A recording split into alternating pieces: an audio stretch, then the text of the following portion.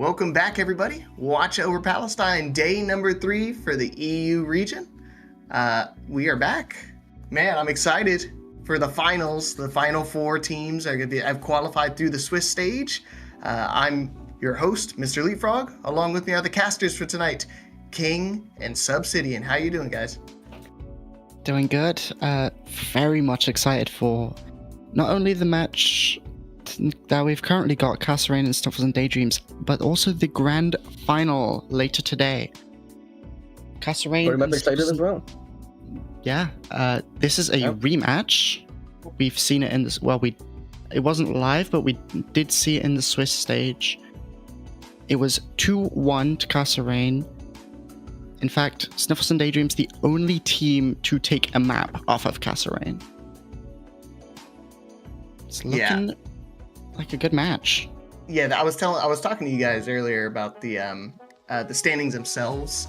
Kasa, obviously the only team went undefeated during our Swiss format, and Sniffles and Daydreams was pretty close to being eliminated. They were actually tied up in terms of the actual matches themselves with Hangzhou Bark, and due to some tiebreaker stuff, they actually had to play a qualification match right now. And because they won that qualification match against Hangzhou Bark, they made it into the final bracket here today. And they've got definitely a big task ahead of them. One of the teams they've already played earlier in the bracket, or in the actual Swiss format itself, is Kasa. Kasa obviously took it, but it was a 2-1 victory. So now with the additional map, all these matches tonight are going to be first to 3. I'd love to see what changes they'd make here going into tonight's semifinals. Yeah, I mean, Hangzhou Bark falling just a second ago, definitely a real heartbreaker for a lot of our viewers. One of their favorites, I think fan favorites in this entire tournament, especially because of Yasu, also known as Santa Overwatch, to quite a lot of us. We will miss you, Hangzhou Bark, but sadly, the dogs will be barking goodbye in our tournament. Yeah, the sad bye barks is always something to it's not something everybody's looking forward to, but at the end of the day, it does have to happen when it comes to tournaments. Some people will win and some people will fail. But let's take a look at the rosters here from Kasa. You see the team that's been dominating in the actual Swiss format, and Sniffles and Daydreams with their tight niche roster. I think it's kind of funny how Hangzhou Bark was a fan favorite, and they got knocked out by the team that abbreviates to SAD. And I have to say, Sniffles and Daydreams have been doing incredibly well for having 3 support players and 1 DPS player. They've had a support player on DPS this entire time. And which is honestly, also Mini has been looking like the MVP of this team. Yeah, but that's also not the only team that had, maybe let's say, not quite a well-versed DPS player on their line. There was also Crescent Moon that sadly did not make it through. But I mean, that really just shows the flexibility that Sniffles and Daydreams have, and that maybe also could also show how this game is gonna go, and show their ability to adapt to the situation. Maybe this could be an upset by Sniffles and Daydreams. Yeah, and historically, the flexibility of your, the flex support is always known to kind of do a lot of the damage, a lot of kind of like the initial picks for the fights, or like getting something started with a big like kunai headshot, or when now that we've had this addition with the Wu Yang, a big tracking warp to kind of help dictate the pacing. But let's take a look at the first map bans, and you see Kasa covering the Mercy. Sorry, no more Mercy pockets tonight. Yeah, we've seen it a few times here on Watchpoint Gibraltar, which is the map pick, by the way. We've seen a lot of Winston bans, a lot of Mercy bans. Makes sense. Hitscan is very strong on this map. A lot of long sight lines, and that 30% was a 25%. It's 25. I just always remember. A long time ago. I always remember it's 30, but I think it's 25. Yeah, I think there was nice like damage overall boost. number. It's Yeah, I just always think it's that. Yeah, I don't. My brain's just forgotten. Honestly, for as long as we've been playing Overwatch, I think we all kind of is like synonymous with it just being 30%, and we just kind of just run with the punches. Yeah. But yeah, they've got the band set up. Winston from Sniffles and Daydreams. So gonna see how this pans out. Obviously, they have a game plan coming into this. These targeted bans really do make a big difference coming into these matches. I've seen earlier on the Swiss stage, obviously the bans were not as methodical, but I think there's a rhyme and a reason for these bans right now. But before we get into that, hey, don't forget everybody, we've still got a few more rewards left. So you can actually get these stickers you're seeing on screen, an IRL sticker. Just donate the $3 that cost for the stickers themselves actually goes towards the charity itself.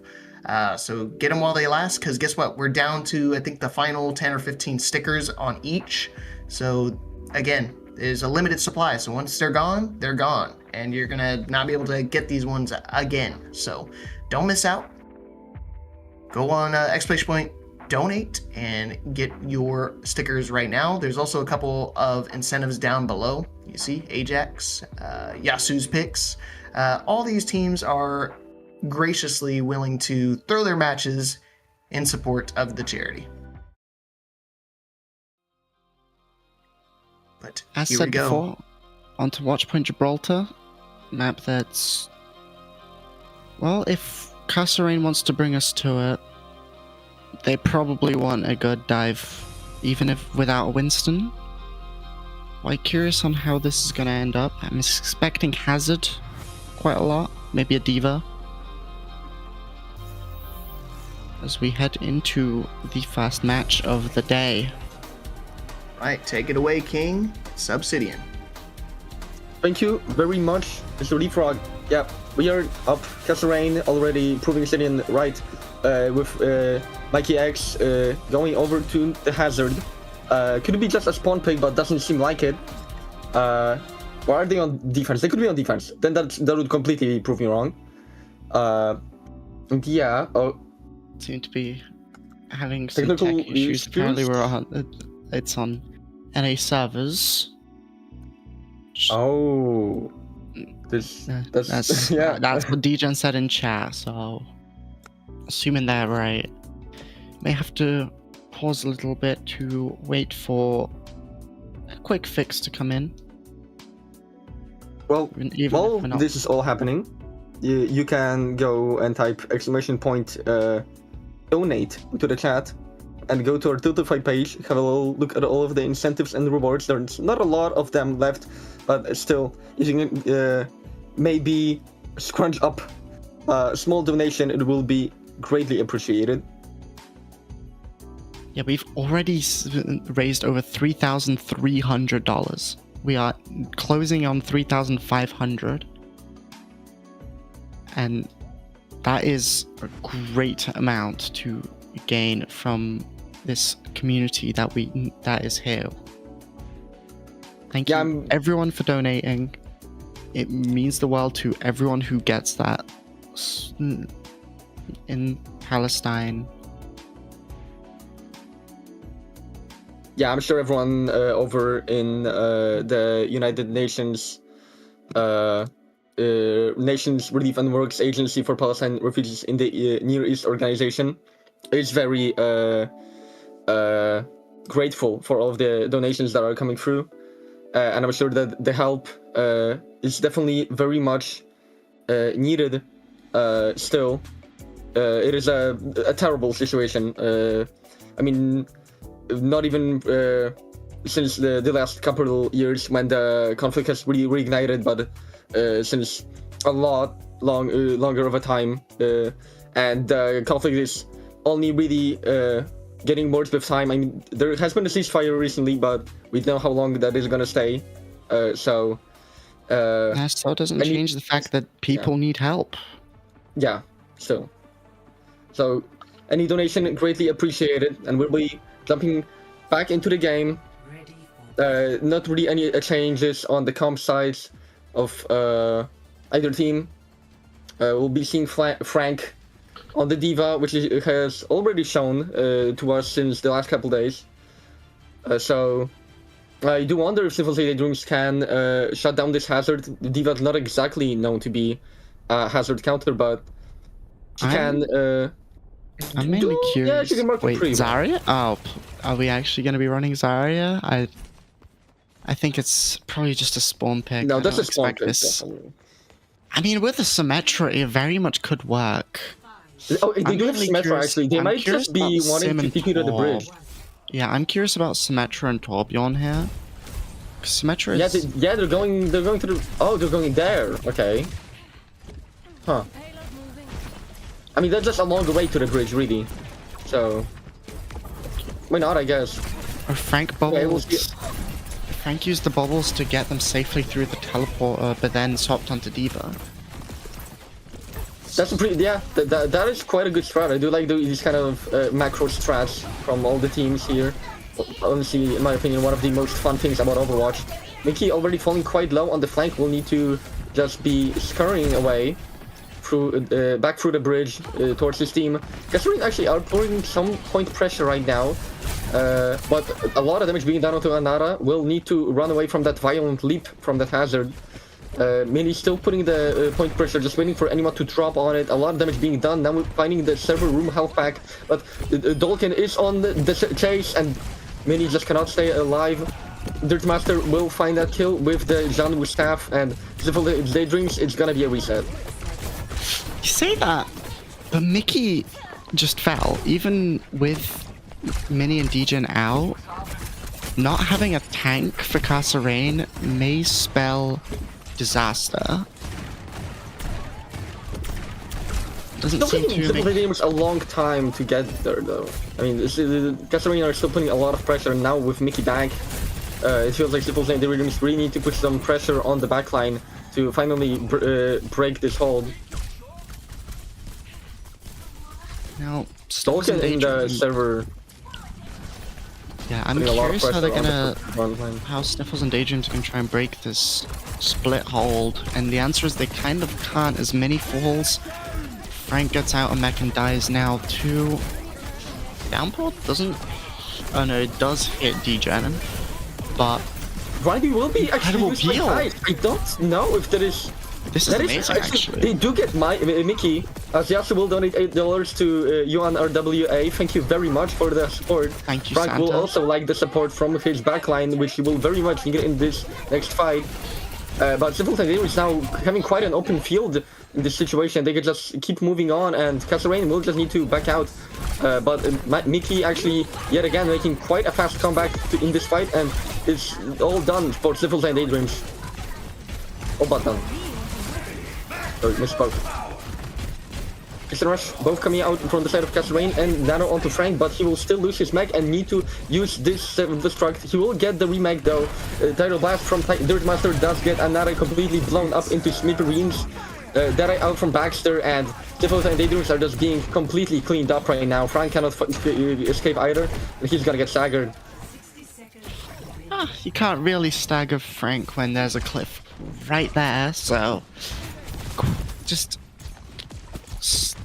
killed Frank onto the Hazard Mirror. This is actually... Supports have mirrored as well now. Dice and Degen onto Wu Yang Kiriko.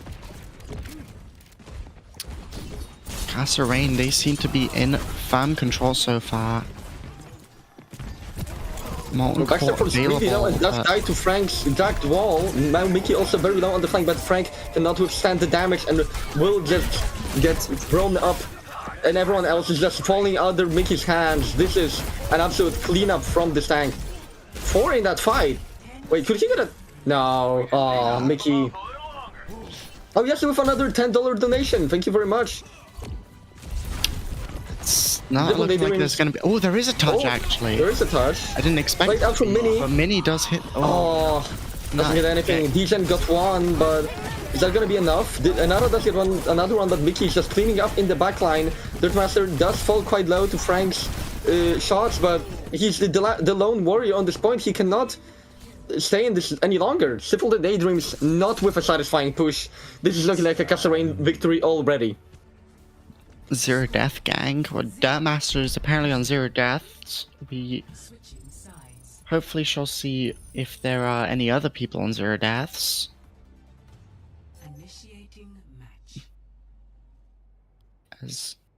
Nope, just Dirtmaster. I mean, it ain't very far from that on Mickey any other has 6k person. damage. God damn, 1,500 damage per minute. Yeah. That's a lot. That's... Yeah. Good work. Yeah, Mickey did fall a couple times, but it felt like Sniffles' Daydreams were just not able to capitalize on the kills that they were getting. Like, they were killing Mickey, like, out of nowhere, and then either, I don't know, like, Frank would die and someone else would die, or they would try to close in on their targets, and they would just all slowly back out of there, and completely safely, completely just falling out, keeping their life, no matter what happened. Sniffles and Daydreams, if they get a kill onto the tank, you should expect them to get more out of that, but it never happened. 5, 4, 3, Yeah, Kasa have been really good at kiting this from Sniffles and Daydreams, as well as just whenever Mickey has overstepped and fallen, it was always a kill first, but this time it doesn't quite happen. Yeah, this just seems like this just seems like that is quite an unfortunate timing from you. I was going to say that the Mauga only seemed like a first fight strategy, but Mickey is actually sticking to it for now, still keeping this Mauga, even though it fell very much short in the last fight. I mean, it does allow for Mickey to just pressure point really easily. I mean, you're not going to drop down on a Mauga, are you? I sure wouldn't.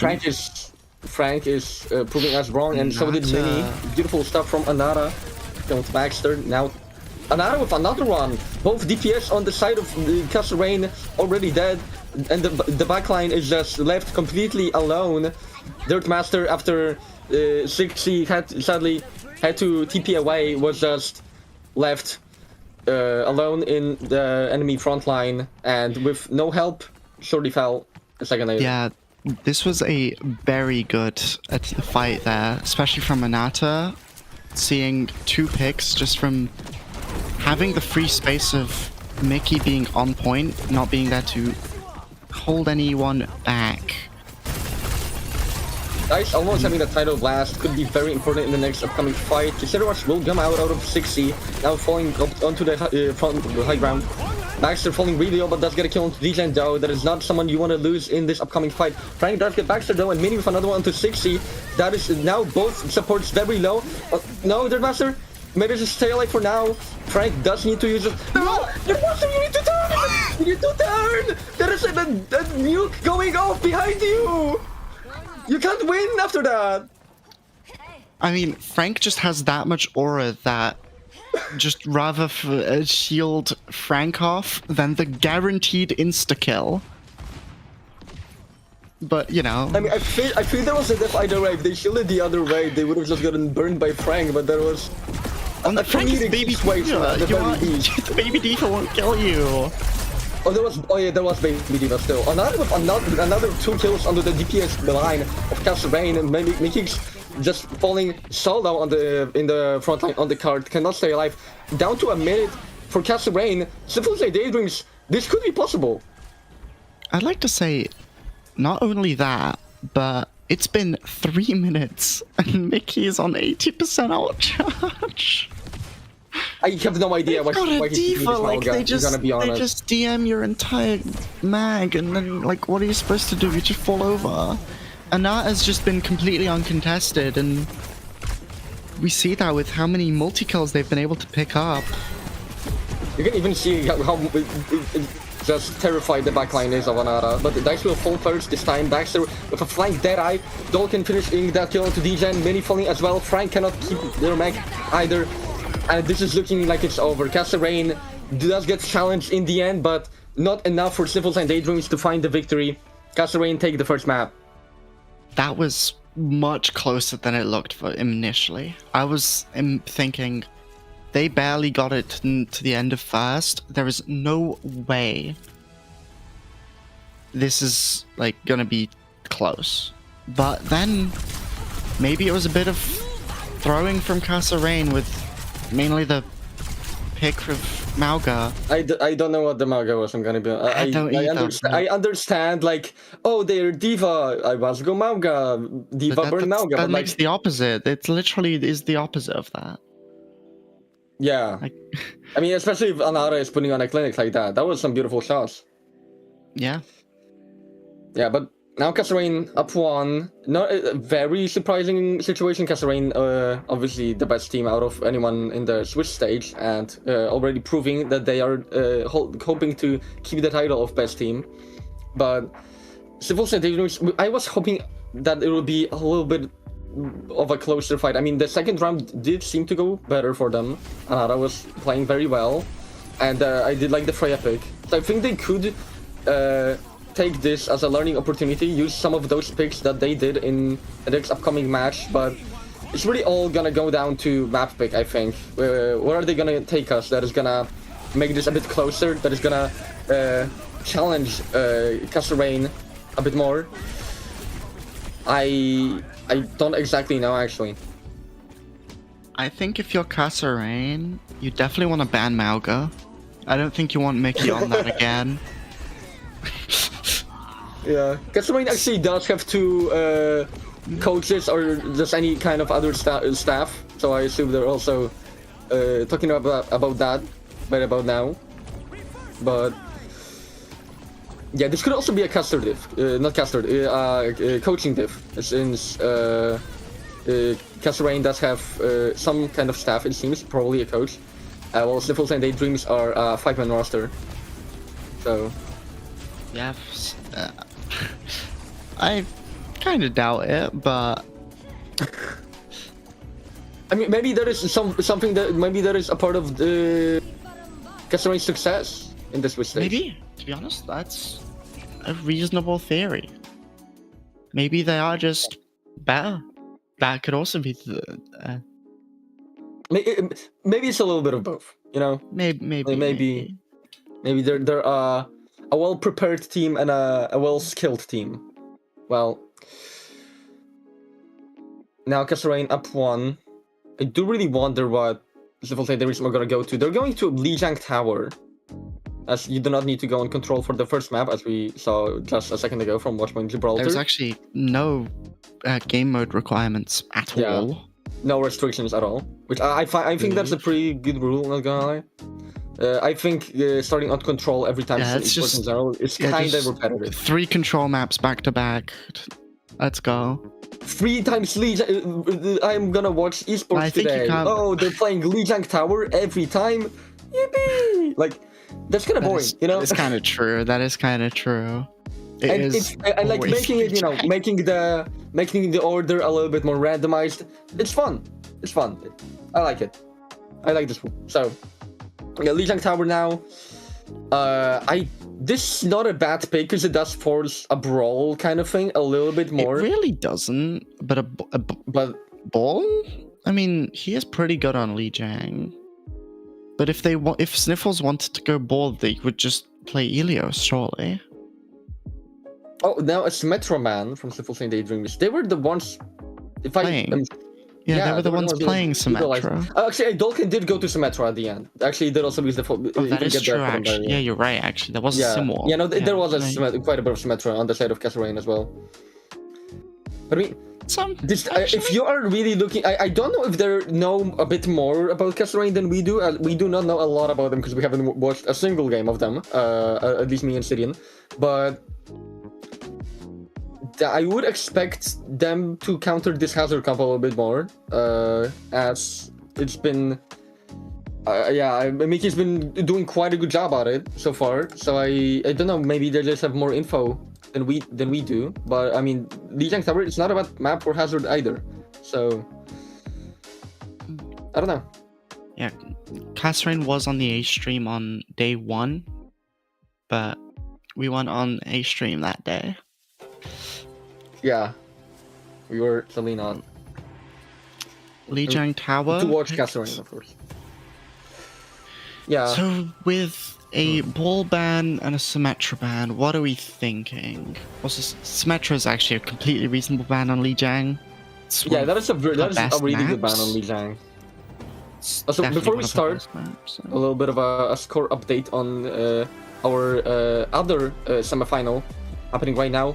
There's Orbital Burgbardment versus Level Lilies, and Level Lilies are down 1. Orbital Burgbardment did get the first map win, and Level Lilies went to Circuit Royale, where just capping second checkpoint, they have a time bank of 2 minutes and 15 seconds.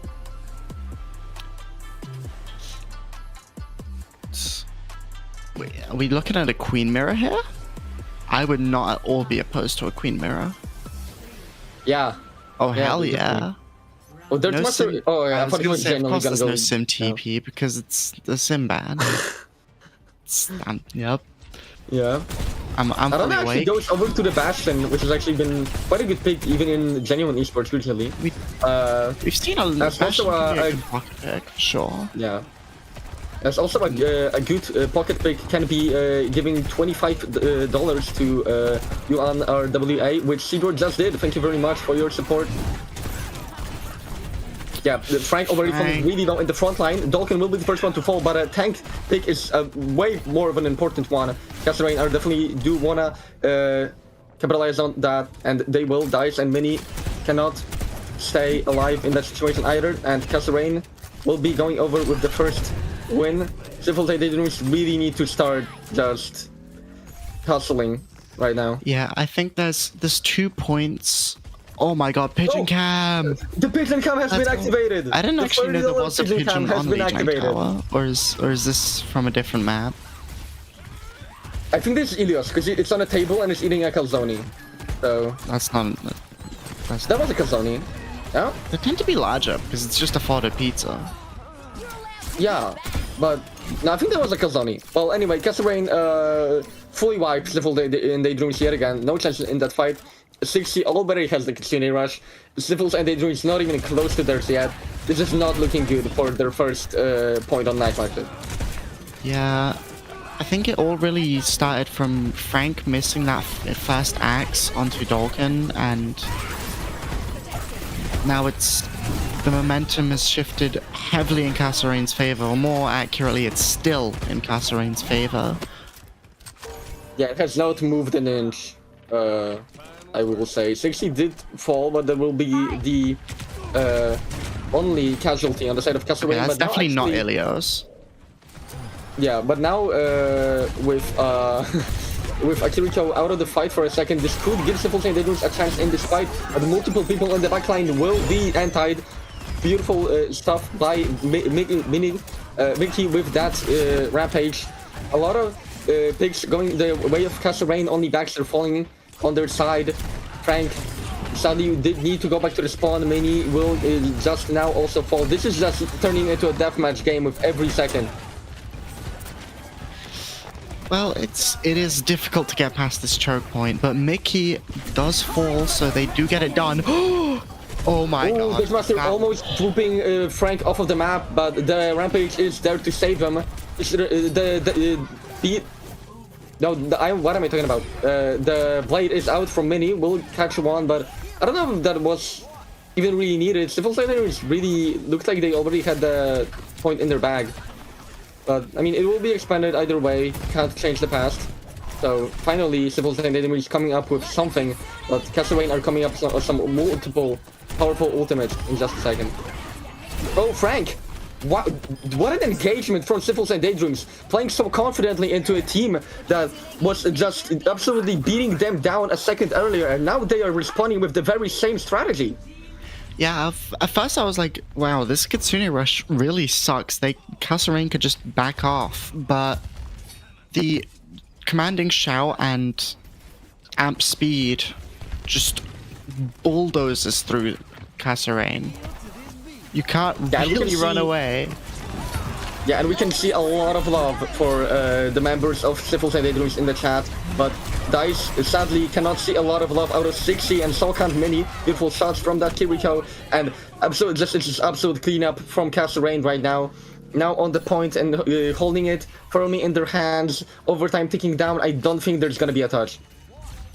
And now there isn't. First point goes to Kasa Rain. After a bit of a dominant performance, which then became a bit stagnant, and then a return to form. Ready for battle. Yeah, Kasa Rain in the first, like, basically up until their 99% looked just like it was the very definition of atomic bomb versus coughing baby, I will say.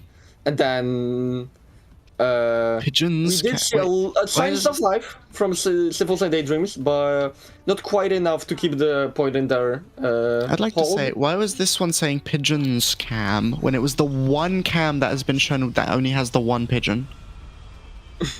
No, the Elias also had one pigeon. No, it was two. There were two of them, one on each Was side. there? Yeah, and then the second one I had think like it's just 3 blind. pigeons.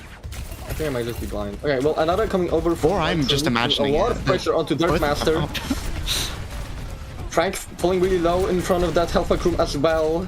Dice just very carefully trying to keep them alive, but able to keep their life for now. Mickey falling really low. What a nice move from Dice, moving them away from their team and letting them finally fall first. And Sniffles and Daydreams with a well done fight do get the first cap on Gardens. 60 does actually trade out Anata, but it's a tracer, so kind of difficult. It doesn't really matter because Oh, it's just just gets back quickly. Actually, to be fair, everyone on Sniffles and Daydreams has pretty fast times to get back, other than Frank, really. Oh, but Anata, Yeah. a quick return means a quick death. Baxter gets the better of him. Return to Now- sender yet again. Kasa Rain actually just steal the point. Sniffles and Daydreams were way too low to keep staying on a position like the point. Just way too open for them when they don't have the healing that they need when the fight. Frank falling really low, does use the rampage, heals them completely fully. Mickey will fall to the Wolf's Bomb used by Anara. 60 falling really low, needing to TP away, but Frank will finish that kill right there.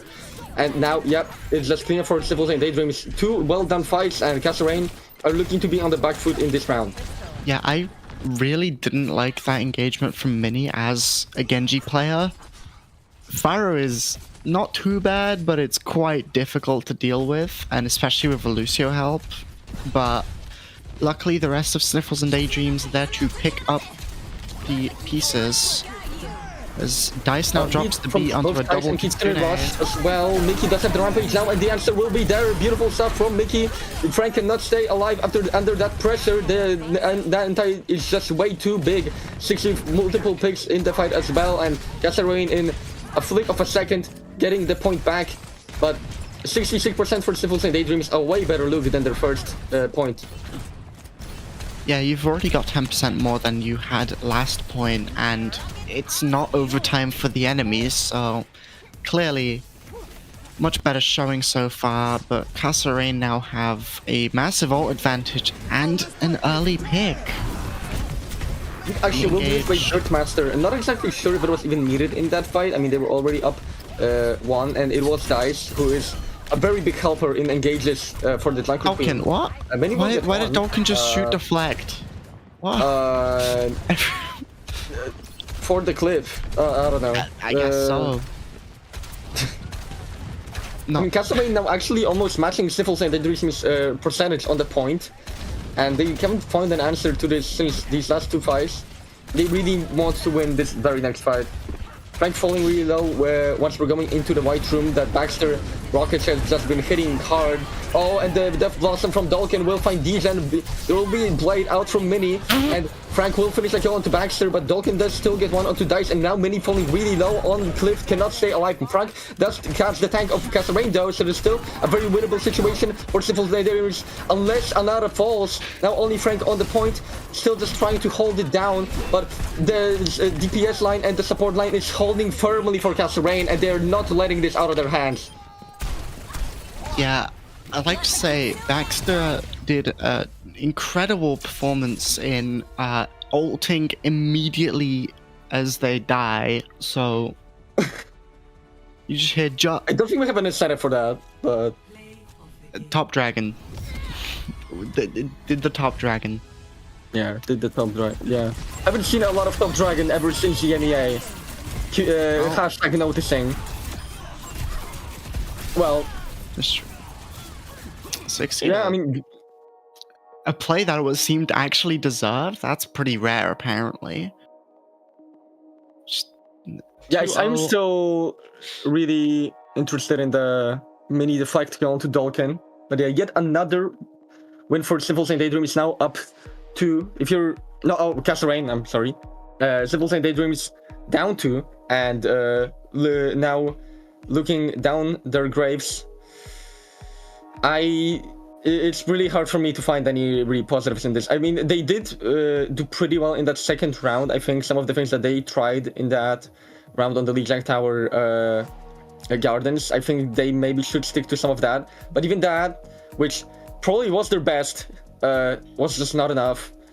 And Kasa Rain are it's just meant to be. It really looks like it's just meant to be for them to win this round. Yeah, I mean, it's been close, but it's not been like close. Like you can clearly see It's not been that like they rivetingly can- close. It's been like they can definitely fight and potentially take a map if everything goes right, but it just seems like everything hasn't been going right. So I think maybe now that the ball ban is out, which did make it seem like Sniffles and Daydreams do like playing that, you can now go to a map like Suravasa where ball is very powerful. Maybe try that, or maybe to a push map like a new Queen Street, which I'm pretty sure is in the map pool, but just hasn't really been played because no one really likes in Queen Street. But yeah. Now we can have a look at some of those highlights. It is mostly Kasa Rain and the no, pigeons. all the highlights are just pigeons, as it should be. Yeah, I mean, if the pigeons are a highlight of the Overwatch world, definitely. Okay, Right, that's actually quite a good I now see clip on this engage. why this fight went really well for Sniffles and Daydreams. Dirt was on heal and did not speed his team away. They're Kontenerking right there, but Oh, we get to see the barrage. Let's go. thank you, observers, for the support on the. Also, this was incredible That's stall from Kasa Rain to keep this fight going. Yeah. Also, we do see some hopes in the chat that Frank will that Sniffles and Daydreams will let Frank ball. That is also something that I'm hoping for. I mean, it's not banned if you do anymore. wanna- It can't be banned anymore. Yeah, I definitely think that this is probably a Suravasa pick from Sniffles and Daydreams, and if they believe in that Frank ball. If they believe. I mean, there's not really any downside to it now. I mean, once you're down 2-0, why not? You know, go for it. I say go for it. I would say you have nothing to lose, but you are quite literally on the verge of being eliminated from making grand finals. So you do have a decent bit to lose. Well, if we've been trying the Jungle Queen comps, if we've been trying the Diva comps, they've not been really... It obviously is also dependent on the map, but it hasn't really been per se working. So why not? You know We're what? going to Let's Runasapi. take Ball. Oh, we're going to... I think Ball's pretty good on this map, actually. Ball isn't bad on Runasapi, that is true. However, It is not in Queen Street, but it's good. I think... Honestly, I forgot Runasapi was even in the map pool. I haven't seen anyone pick it. Yeah, neither have I. Runasapi also... I mean, actually, there are more Runasapi lovers than for New Queen Street. There's not a lot of New Queen Street lovers at all. Yeah, and all of them are just Ball and Soldier players. Yeah, basically. Which are also happen to be some of the like lowest played on their like role picks. So like all time. at least. Soldier has Ball a is pretty good, surprisingly like- high pick rate, actually.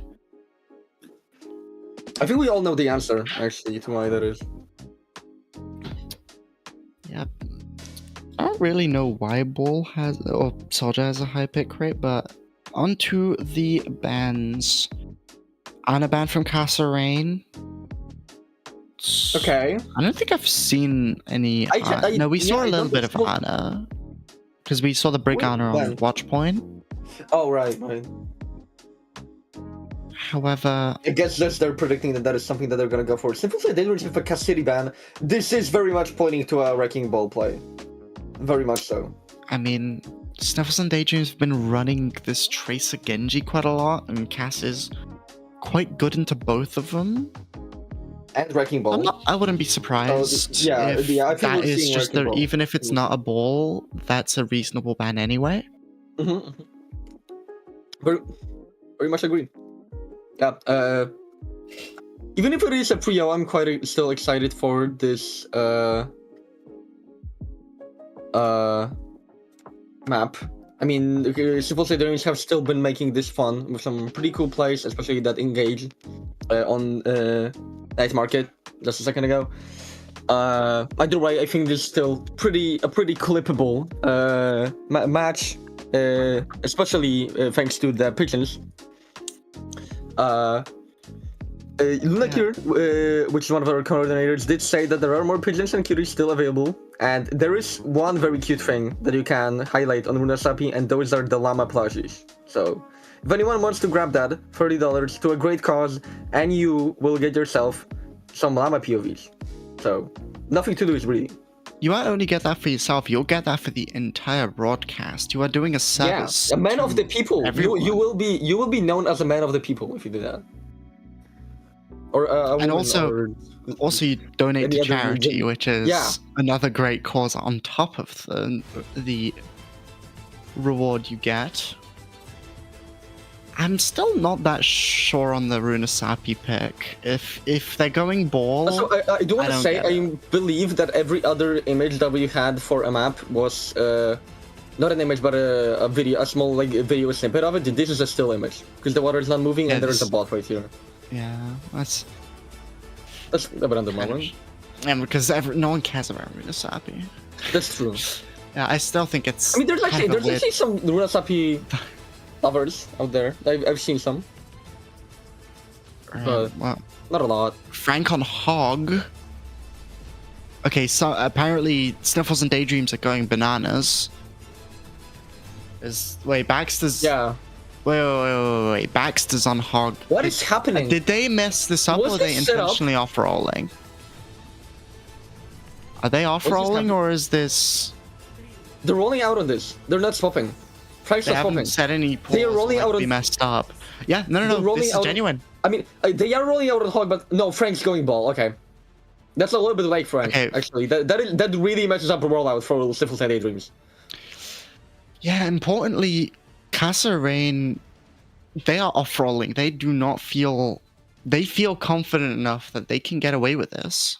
Look at Dirt Master's movement, by the way. Look at where he is. He got there in like 10 seconds. This is insane movement from the Lucio. Oh, Baxter already got the kill. Good hook onto Mini. Frank falling really low. Not very much, actually. Dropping onto some players in the backline of Kasa Rain. And that gets one onto Dirt Master, but Baxter is just putting on a clinic right now. Those pellets are surely hitting for the Roadhog. Kasa Rain do come up with the first victory of the match, and this is looking like the end, like the start of the end. I've just realized it's not just Baxter and Mickey who have swapped, but Sixy and Dolkin are also on the wrong roles. God, wait, Sixy's on Tracer, what is happening? Yeah, Dolkin is on Kiriko and Sixy is on Tracer. Da is the only one who is no more nice guy from Frank.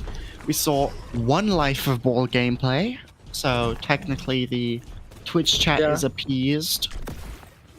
But we are now on to Hog again. Chad, I think you need to come up with some copy pastas for Roadhog for Frank.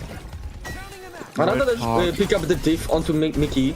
He's doing quite some good work in the shot, but not able to stay alive when Baxter is in his POV. Frank does get a kill onto 60. So it's still a better position for Sniffles and Daydreams quite early actually.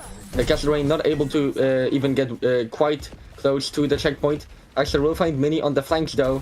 So Sniffles and Daydreams, the job not quite done yet. Yeah, this is potentially, this is looking quite good for Kasa.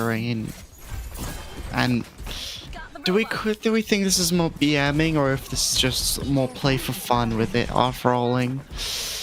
This is looking like BM. This is the very last map, possibly. It's looking like the last the map. hog duel. Do not shoot Baxter. Okay, Anara with another one onto Mickey. Mickey has been getting kind of cooked by Anara. Which it doesn't make sense because Mickey was on tank as map earlier. I don't know how good of a Genji player he is. 60 does actually show some prowess on the Tracer with a kill into Anara though. Listeners out from Dolkin. Kasa do use this to get the checkpoint. Frank does get a kill onto 60 on the flanks, but Baxter is just putting the lead into him in insane quantities. Dice cannot keep alive after that. The doctor's orders are quite a painful dose, I want to say. Yeah, this is Sniffles and Daydreams looking to be on the verge of elimination. Well, I say that, but they still have a third place match to do if they lose this. We still see some glory in the brackets up on SLMan, but not looking like a victory for them. Birdmaster tried to Ajax. This is kind of disrespectful. Oh, Frank is noting. I mean, okay, blades from both sides. Blades from both sides. Arana except gets the Tidal Blast. Does not really get to use it because Mickey just got slashed through in one swing. Frank does get also kill onto Doken, and Kasa just need to abandon ship. But yeah, it's a long push for Sniffles and Daydreams. Also, I now understand the point of Kasarain's Ana ban. It is Hog. Hog was the reason. Oh, you're alright. It was nothing to do with Sniffles were playing it earlier or something. No, it's just because they wanted to play Hog. What is heroic? I think Frank is just staring into the abyss right now. Is this Another doesn't kill to 60. Yeah, what is we're just playing a game of hogs and ladders right now. Okay. I mean, Sniffles and Daydreams are still on the push, but I'm not gonna say that it isn't for the reason that Baxter was kind of AFK. Right now in the clothes shop, just running around that area, not really doing anything. Dolkin falling greedy though, actually. I need to say, like, there will be a big hook onto Frank from Baxter. Kontenerking out from Sniffles and Daydreams, and Kasa are not contesting this at all. Baxter with a nice hook shot onto Anara, and will get that pick either as well. Yeah, Kasa are just lurking in the shadows right now. They're letting Sniffles and Daydreams take a lot of space and a lot of bot progress, but is it just a conscious decision? Seems to be. Ooh. Oh, what a stick by 60. Tracer does also seem to be quite a good trick from them, other than also their work on the Kiriko. He's rushed out from Kasa, and Frank is just getting absolutely pummeled in the front lines right now. Kasa woke up a second before Sniffles and Daydreams got the lead to stop them in their tracks. This is looking very disrespectful, Syrian. Yeah, this is clearly looking as Kasa is playing with their food.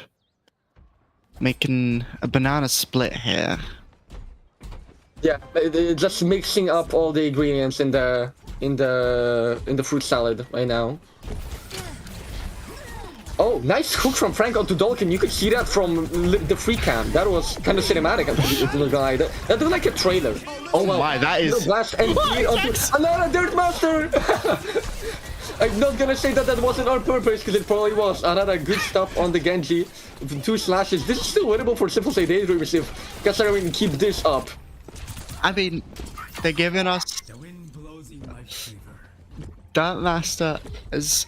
said that they're doing $10 for every Ajax and are now seemingly trying to Ajax. I mean, you might as well right now. I mean, more money to charity. Not This is only that, not looking they're like also a giving us a win show. for. Yeah, I'm sure that the chat appreciates that. Well, Whole Hog will be expanded by Baxter, just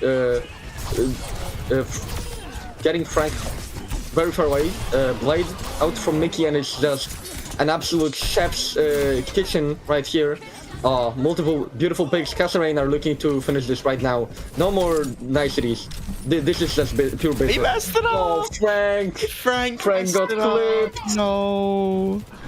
Oh, Frank, what are you standing up for? Mickey. I think you have That's to, all, I'm pretty sure actually. you have to pop your ult quicker. I think you have to do it while because I think the hook finished before the ult popped. Yeah, they were trying to do the hook. The whole hog seeing it done thing. properly is pretty insane. Yeah. Most of the time, I heard from some hog mates that most of the time it's not worth it to use their. Oh no, but it's funny. Yeah. I mean, if it's like an overtime or you're on like league jank, you might as well sometimes. You know? It looks good in a clip dump, that's for sure. Yeah. Hog players do love those. That is one thing they have in common with Twister players, actually. Like the one thing that it goes over on both communities. I mean, everyone likes clip dumps, come on. Let's be honest. Many Max with 2 picks, both traded out. Anata making it a 3rd pick onto Kasa and... Yeah, only Baxter and 60 left alive on the battlefield, but I mean, that is still a road hog in your face. I feel like that is not something you want to face. There's what is happening in this match? I am so confused. Yeah, I'd like to say Sniffles and Daydreams supports are just straight up in a horror movie. They're being chased by Baxter. Oh, DJ does get one! Good shot from her to Mickey. Mickey so far has not shown us his prowess on the Genji. I'm not gonna say that he has. But I mean, still making it fun with those. I mean, we've not really seen all too much from him. Oh, no, we've seen quite a few kills in the kill feed from us, so... And that 3k blade was quite sick as well. Yeah. Semi-rush from the window out from D-Jan. It will just be fully kited. Least kiteable Kitsune rush. That lands a B, that is unfortunate. Blade will be expanded from Anara, but she is very low and has not found any kills. Baxter kill on D-Jan, Anara can't stay alive in that situation either. Frank, you only really want to put up a fight right here. Yeah, they're just playing. Tries it again, not that successful, oh my but God. the turn hook is enough. That's this over. Kasa Rain. Yeah, I was expecting a much closer battle after a 2-1. The only team to take a map of Kasa Rain. This did not look like the same performance that... Yeah. Baxter coming out with the play of the game. Let's have a look at this. Trembling the ground with every step he takes. And Frank did also tremble whenever he saw him. Every move you make. I don't remember the rest of the lyrics. You see every... I'll be watching you. I don't know. Well, Kasa are the victors. First team... Very dominant, showing I think they're going for the championship, I'm gonna be honest. I think they're looking for that. They've qualified for grand finals, and I do believe they will be the ones to take it home right here. They are definitely the favorites in that situation. Yeah, they've been by far the best team so far. Unless Burgbardment wants to put up anything. Yeah, to complete domination right there from Kasa Rain. What a match. Yeah, that was very unexpected. Sniffles and Daydreams managed to take a map off them in the Swiss stage. Don't get even close this time around. Yeah, I was really hoping for a closer match. Yeah. I think a lot of us were, seeing that Kasa Rain, the only map they, really dropped was to this team here. But at the end of the day, I mean, looking back and seeing, them playing relatively silly, just kind of going for the meme pick, so to speak, and just looking really strong with it all the while, it's just a testament to their skill. They're super flexible. They're able to play all sorts of different comps. They can off-roll and still find success with their team. So it just really shows that they're locked in and they're ready to take home the trophy. Yeah, I mean, that's definitely what they're aiming for right now. I think really throughout the entire match, they've been playing some of those, as you said, sillier ways to play, especially Dirtmaster. And just, it really all cultivated right at the end when they off-trolled. That was not an expected pick, and it is, I think, maybe even a little bit sad for Sniffles and Daydreams that even in that situation they couldn't find a map. But Kasa Rain is just a step above, let's be honest, above basically everyone else in this competition. It was gonna be a very hard challenge for anyone who is gonna be facing them in the grand finals. Oh, 100%. And honestly, if they keep this performance up, I don't think they're gonna struggle at all. Right now, they're waiting in the grand finals against the Orbital, Burgbardment, and Lava Lilies. They're actually playing live right now on the B stream of things. So if you got both your tabs open, you can flip over and take a look at that match. You see the current score line is 2-1, a lot closer than it was here on this side of the semifinals, but not the end of the day for Sniffles and Daydreams. They're still going to play it out for the third place match, and they'll play the loser of match number 3. So still a lot more Overwatch to be played here tonight. And honestly, I called at the beginning of the tournament when I first watched Kasa Rain play one of their matches. I was like, man, this team looks really dominant, and they're definitely showing their teeth here in the tournament. Yeah, well, it just all remains to be seen. Orbital Burgbardment level is still going on. We'll see who comes up with the victory. Orbital Burgbardment has looked better for it through most of the game. Level is only coming up with one so far, and it is Orbital Burgbardment on match point. I do not know how the map is going right now. They're currently not in a map right now. Oh, okay. Did Orbital Burgbardment just win one? Or don't know who won the last map, but they are currently in a break. okay. So yeah, we're but then you still have at least one full map ahead of you if you are interested in that. So yeah, you can move over to the B stream for that.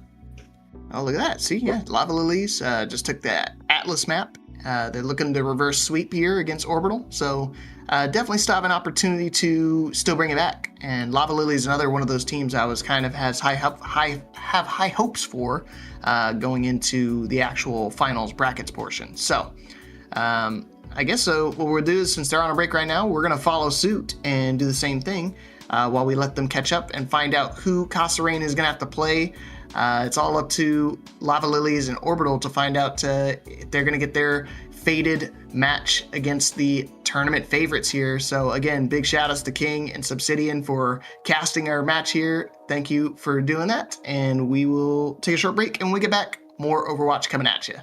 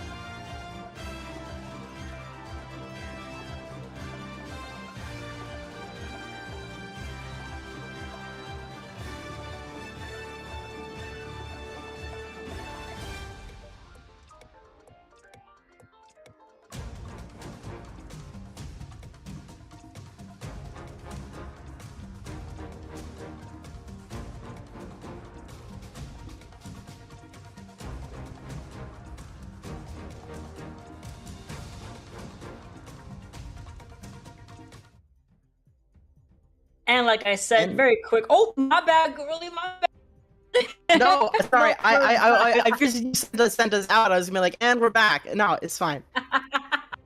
No, but we are in fact back with a map number 4. Quick little update on the A side of things, the A stream. Kasa coming up with a 3-0 against Sniffles and Daydreams. Watchpoint Gibraltar into Lijiang, into Ruin Sapi. And how coincidental, we do have our next map. And oh well, for other streams as you can see, there is the A stream waiting on us, of course. Of course, we're the ones that are taking forever. Sorry, A stream, you love us. But coincidentally, we do have our next map, and it's gonna be Lijiang Tower. Shocker, another Reinhardt map. I mean, this is... I talked about this yesterday. This is like the OG Reinhardt map, except psych! Right, they're banning the Reinhardt. Okay. Oh my gosh, wait. Not only do they ban Reinhardt, but we also raised $3,500! Yay! Let's go. From last image from Dirtmaster, who is trying to get as many AJs as possible in the A stream, but unfortunately no one was killing Dirtmaster fast enough, so donated $30 anyway. Just too good. He's too good. Too good. Oh my god. Thank you so much, Dirtmaster. We have now surpassed the $3,500 goal here, $3,519 exactly. But back to our bans, back to our game, our map 4. Ryan ban coming from Lava Lilies, Lakiriko ban from Orbital, so kind of, again, a little bit of a target on Tycho's back. Yeah, though we haven't actually, I mean, Tycho last map was on the Wu Yang, and I thought was actually able to get a lot done, especially some really high value Tidal Blasts. Tidal Blast, I feel like, is an ult that can be fight changing, but can also just kind of do nothing. Tycho able to get a lot of value. I think we're getting some role swaps.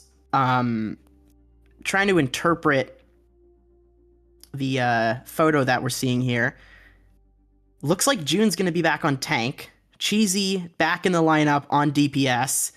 RKXO back on support. Fiend back in on support. Overwhelm over to DPS. So I think this is the same lineup I think that they started with. I think. Yes? It looks familiar. At least map 1, map 2, they played this. It's the same. It's the lineup they had on map 1, except Fiend instead of Starlo. There you go. Yes, because Starlo was on Moira on Servos. Yep, you're right. Yep. Absolutely.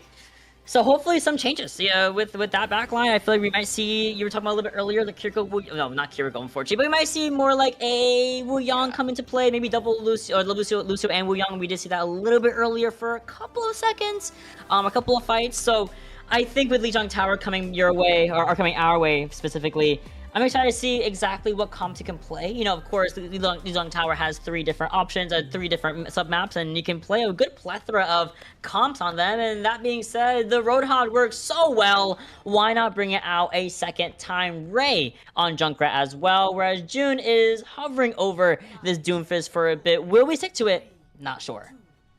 Yeah, seems like this is Fiend as their Ana player more than anything else. Doomfist into Junk Sim.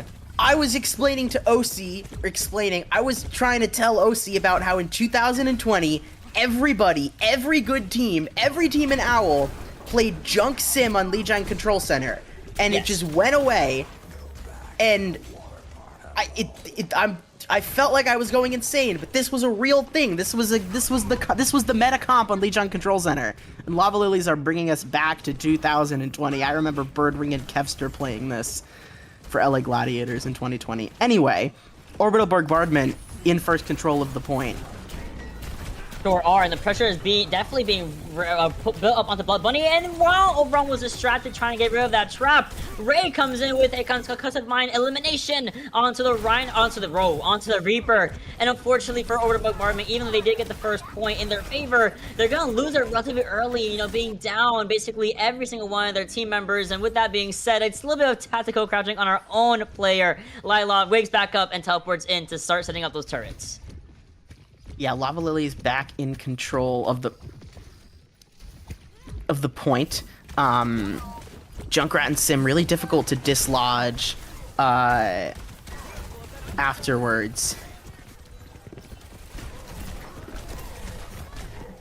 I mean, the hard part about this is that Jasmine is going to be, or Blood Bunny, excuse me. We keep doing that, but Blood Bunny is just going to be able to stay on this point by herself and just keep using Take a Breather. But everything around her, however, is starting to falter a bit. Lilac goes down and Ray goes down, so no DPS, and on top of that, no barrier, no Riptire either. So it's going to become a little bit of a harder fight for Lovely's just to stall the objective in their favor. The Pulse Bomb comes out, the Tidal Blast trades from both Tycho and RKXO will be coming through, and Uri comes in with a $41 donation. Thank you so much, evening us up a bit here, especially as Lovely's are impressively stalling to about 50% of the objective and only continuing to do so.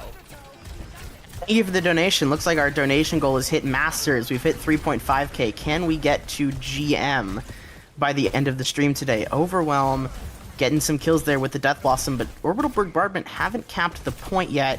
Don't think it's going to matter too much. And now here's where things get really interesting for Lava Lilies, because the thing with Junkrat is he really struggles to re-engage. A lot of times, even in the past, in the Overwatch 2 era, the few times that we've seen teams play Junkrat, a lot of the time, especially on control, if they lose control of the point, you'll see the player swap away from Junkrat. As Ray, can tell that the Trace is right there, and they're going to go for the 1v1, try and get that kill. That was great scouting, and Cheesy actually kind of just blinks right over the trap, but it doesn't even matter because Ray still finds the kill onto the Tracer, sending him back over to that spawn room. And Lovely with that opening, with that alleviation of pressure, we're gonna walk in with a couple of eliminations onto the back line of Thane. Overwhelm also going down to the count, and we are just seeing Lovely's come back. All they gotta do is take care of June, and with that being said, a flip here, and Karo! Yo, Caramel, you just donated $100 to the UNRWA donation pool. Thank you so much. $3,600 on the field here. Again, can we get to 4,000? Absolutely massive. Thank you. And what's also massive is that Ray has a Riptire. Lava Lilies, in fact, have 4 ultimates. And Orbital Burgbardment, that Tidal Blast and Nano, both of those can only help one person. Okay, well, one's gonna be coming out. We had the Sunbear also. The Riptire also goes crazy, but 2 that was goes an Ajax. down. Who is going to get the kill? Ray finds Not an Ajax, but unfortunately, despite using 3 big ults there, Lovelies will not be the ones to take the 99% all the way home. We're gonna flip it for Orbital Burgbardment. Yeah, I spoke over you a bit, but Mochi Plays got stunned out of her sound barrier, I believe, by June on the Doomfist. So really clutch plays coming in there. Sound barrier pops there. Lava Lily's probably able to sustain through the fight. Now they're going to be pushing into a Death Blossom from Overwhelm, who's been able to get a lot done with that ultimate when he's been on DPS. Oh, we're being a little sneaky. No scouting. We don't turn. Oh, we don't turn to the right. We don't turn to the left. We just go straight forward into a Death Blossom from Overwhelm, solidifying pretty much a win here. The Antinate comes in, connects onto Blood Bunny. We need to use the whole hog just because we're at 99% of Control Center. And unfortunately for Lava Lilies, there's going to be a little bit of a touch here from the Tracer and the Lucio. Oh, I'm sorry, from the Junkrat and the Lucio, which is not going to be enough. Lilac comes back in, and that is all that we wrote for the first round of Lijiang Tower. Yeah, unfortunately, you live by the Junkrat, you die by the Junkrat. Overwhelm and Blood Bunny debating which side is playing the more dishonest tank hero. You can feel free to debate that in chat. I won't be a part of it. But, yeah, the thing with Junkrat, I mean, you look at the damage numbers. Most damage, second most, actually. Yeah, second most damage for the side of Lava Lilies. Second only to Tycho on the Wu Yang, but not as many eliminations as you would expect from that amount of damage. So Junkrat can deal a lot of damage, but isn't always able to convert the kills. Fiend only did 900... Okay, Fiend was just heal-botting on Ana. That's kind of crazy. Lava Lily's now over to a Zarya Maycomp. Lilac on the Widowmaker. Not Ray on the Widow, by the way. This is odd, Mott. They swapped roles. It's okay. It happens to the best of us because Lilac gets a little bit of body shot and Tycho follows up with Wu Yang. It works out wonderfully for Lava Lilies. June! June, that's don't donate $20 right now. That is a $20 donation immediately. But that, yeah. There used to be a fence there! Oh my god, yeah, that's unfortunate. No Wrecking Ball sighting yet for June, as they are gonna get their revenge, knocking Mochi into the wall, giving her a serious concussion. Not even just Mochi, but also sending Blood Bunny off into the distance, into the streets of Korea, or South Korea, or China, excuse me. What an absolute reversal. My bad. I thought about Busan for a second, but we're actually on There's some countries that you just cannot mix up. That's one of them. You're gonna make one of those countries really, really mad. I don't know which, but one of them is really mad about it. I'm sorry, gang. Wow. All of Asia looks the same to you, Mott? What? Ray going really deep, able to get a kill onto Fiend. Oh, what a reversal, though. Taking care of Fiend, taking care of Tycho. So one support down for each of these teams here, but one does have a little bit of a lesser healing output, that being the Lucio, right? So Mochi Plays needs to lock in and get that healing output for Blood Bunny before inevitably that pressure does oversaturate the Zarya, taking her out of the fight. Cheesy tracking Mochi Plays almost perfectly. And with that being said, half of the objective has now gone in favor of Orbital Burgbardment. Yeah, it's kind of weird. Orbital Burgbardment, I feel like, has continually been able to, like, be very silly and get away with it. Okay. R.I.P. Tycho. Ray's gonna try and go on top of that with the Death Blossom, and she's gonna get exactly what she needs, taking out the enemy Reaper. Lava Lilies need to save their poor Lucio!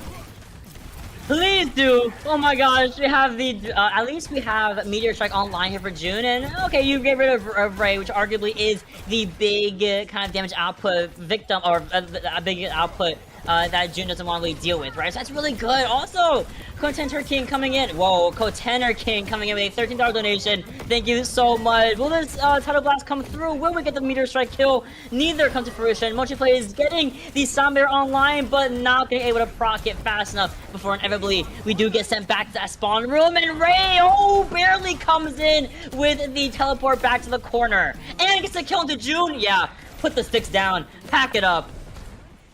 You have Ray desperately trying to stay alive while Jasmine is fighting on point. She's going to lose her life. Ray is soon to follow, and that is going to be Orbital Burgbardment winning map 4 and setting themselves to the grand finals and a date with Kasa Rain.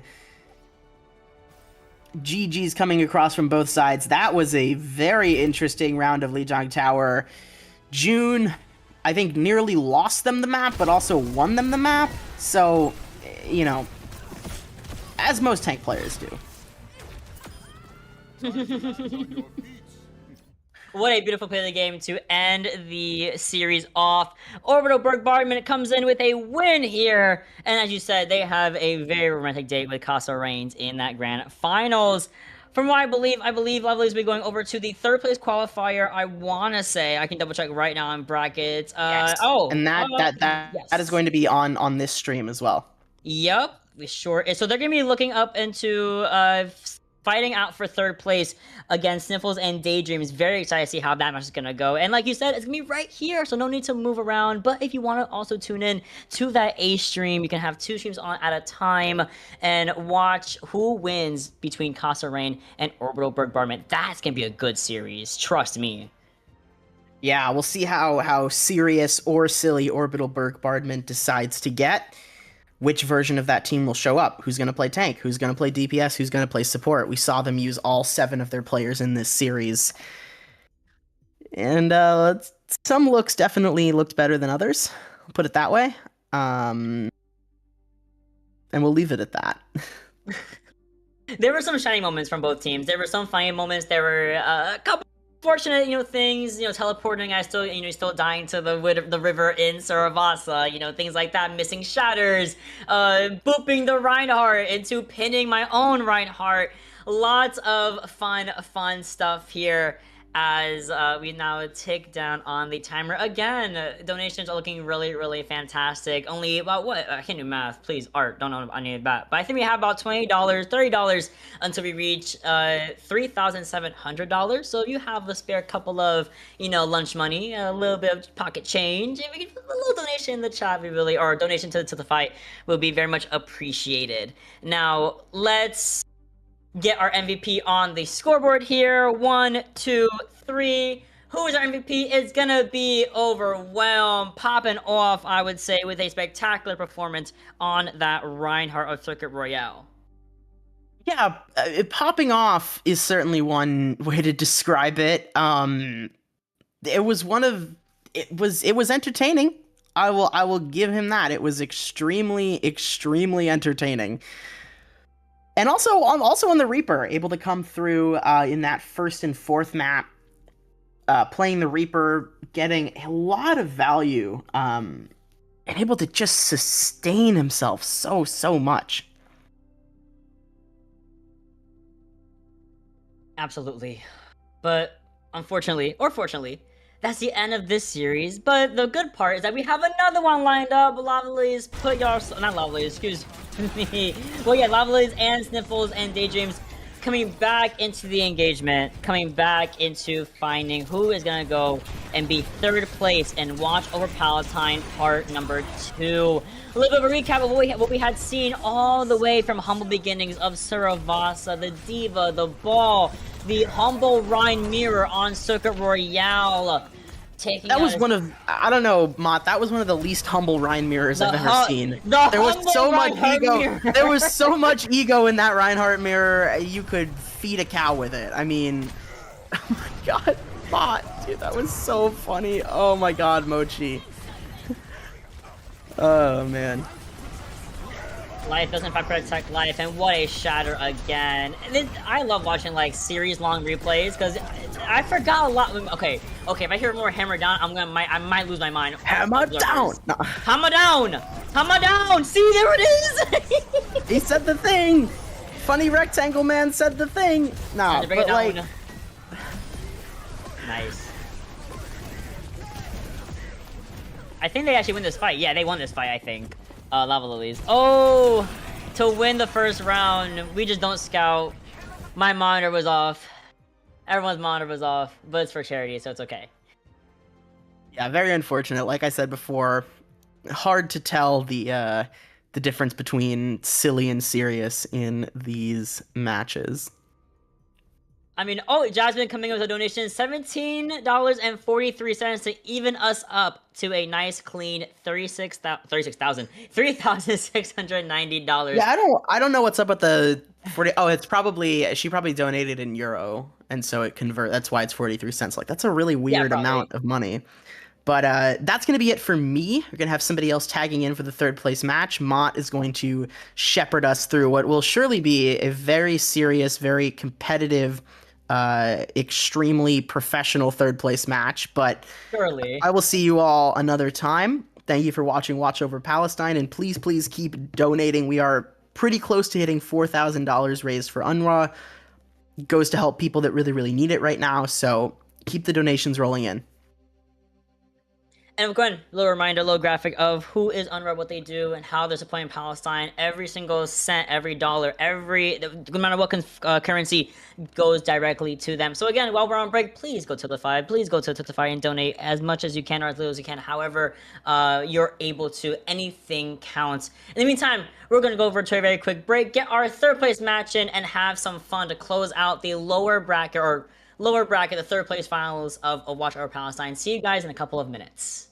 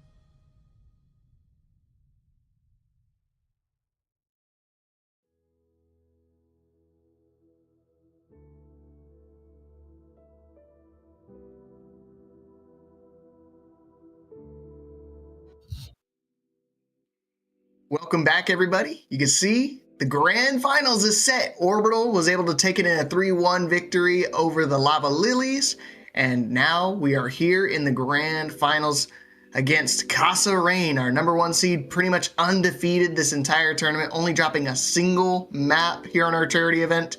I'm Mr. Leapfrog. Along with me is tonight's casters, Subsidian and King. How are we doing, everybody? Really good. Doing Really great. excited for the tournament. The finalization of the tournament. The very much awaited grand final. Can't wait. Oh, It's been a whole weekend coming. Not too long, but a lot of matches have happened in this time. And this is the last one. yeah, a lot of things have happened. You can see the bracket right now, the tail of the tape, so to speak. Being played on the B stream is going to be the 3rd place match. They're just going to do a 1st of 2 to determine who will be in 3rd place.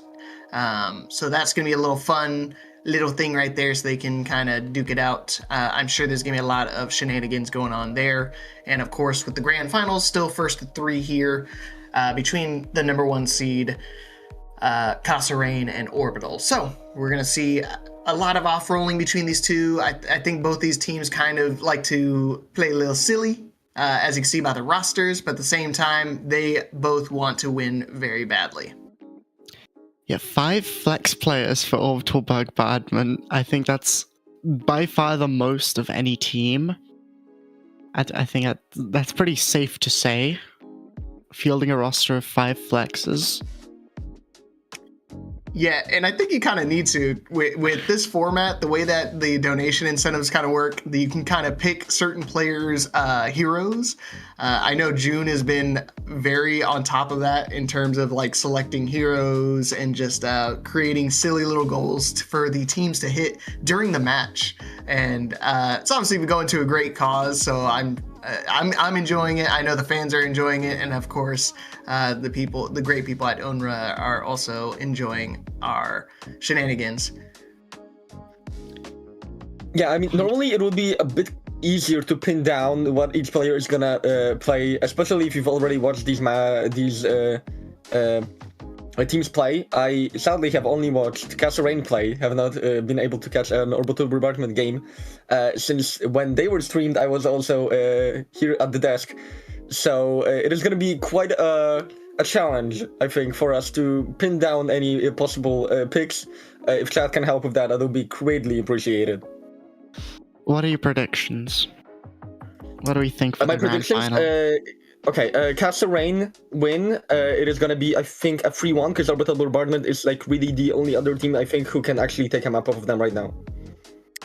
I don't know. I'm feeling like I know Kasa Rain's been looking like this immovable object, but at the same time, I'm feeling like this might be the opportunity for Orbital to kind of shift things around and change the narrative, so to speak. I think we might go the distance here between Orbital and Rain. I think that's kind of an ambitious statement. They lost a map to Lava Lilies in the previous match on second broadcast.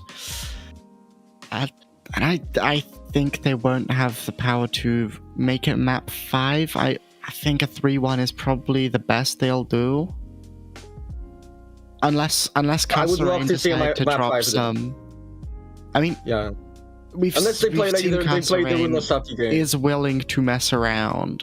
So and just there's actually a chance that we do actually see a map 5 purely from Kasa Rain's, I wouldn't say misfortune, well, forceful misfortunes. Let's put it that way. Yeah.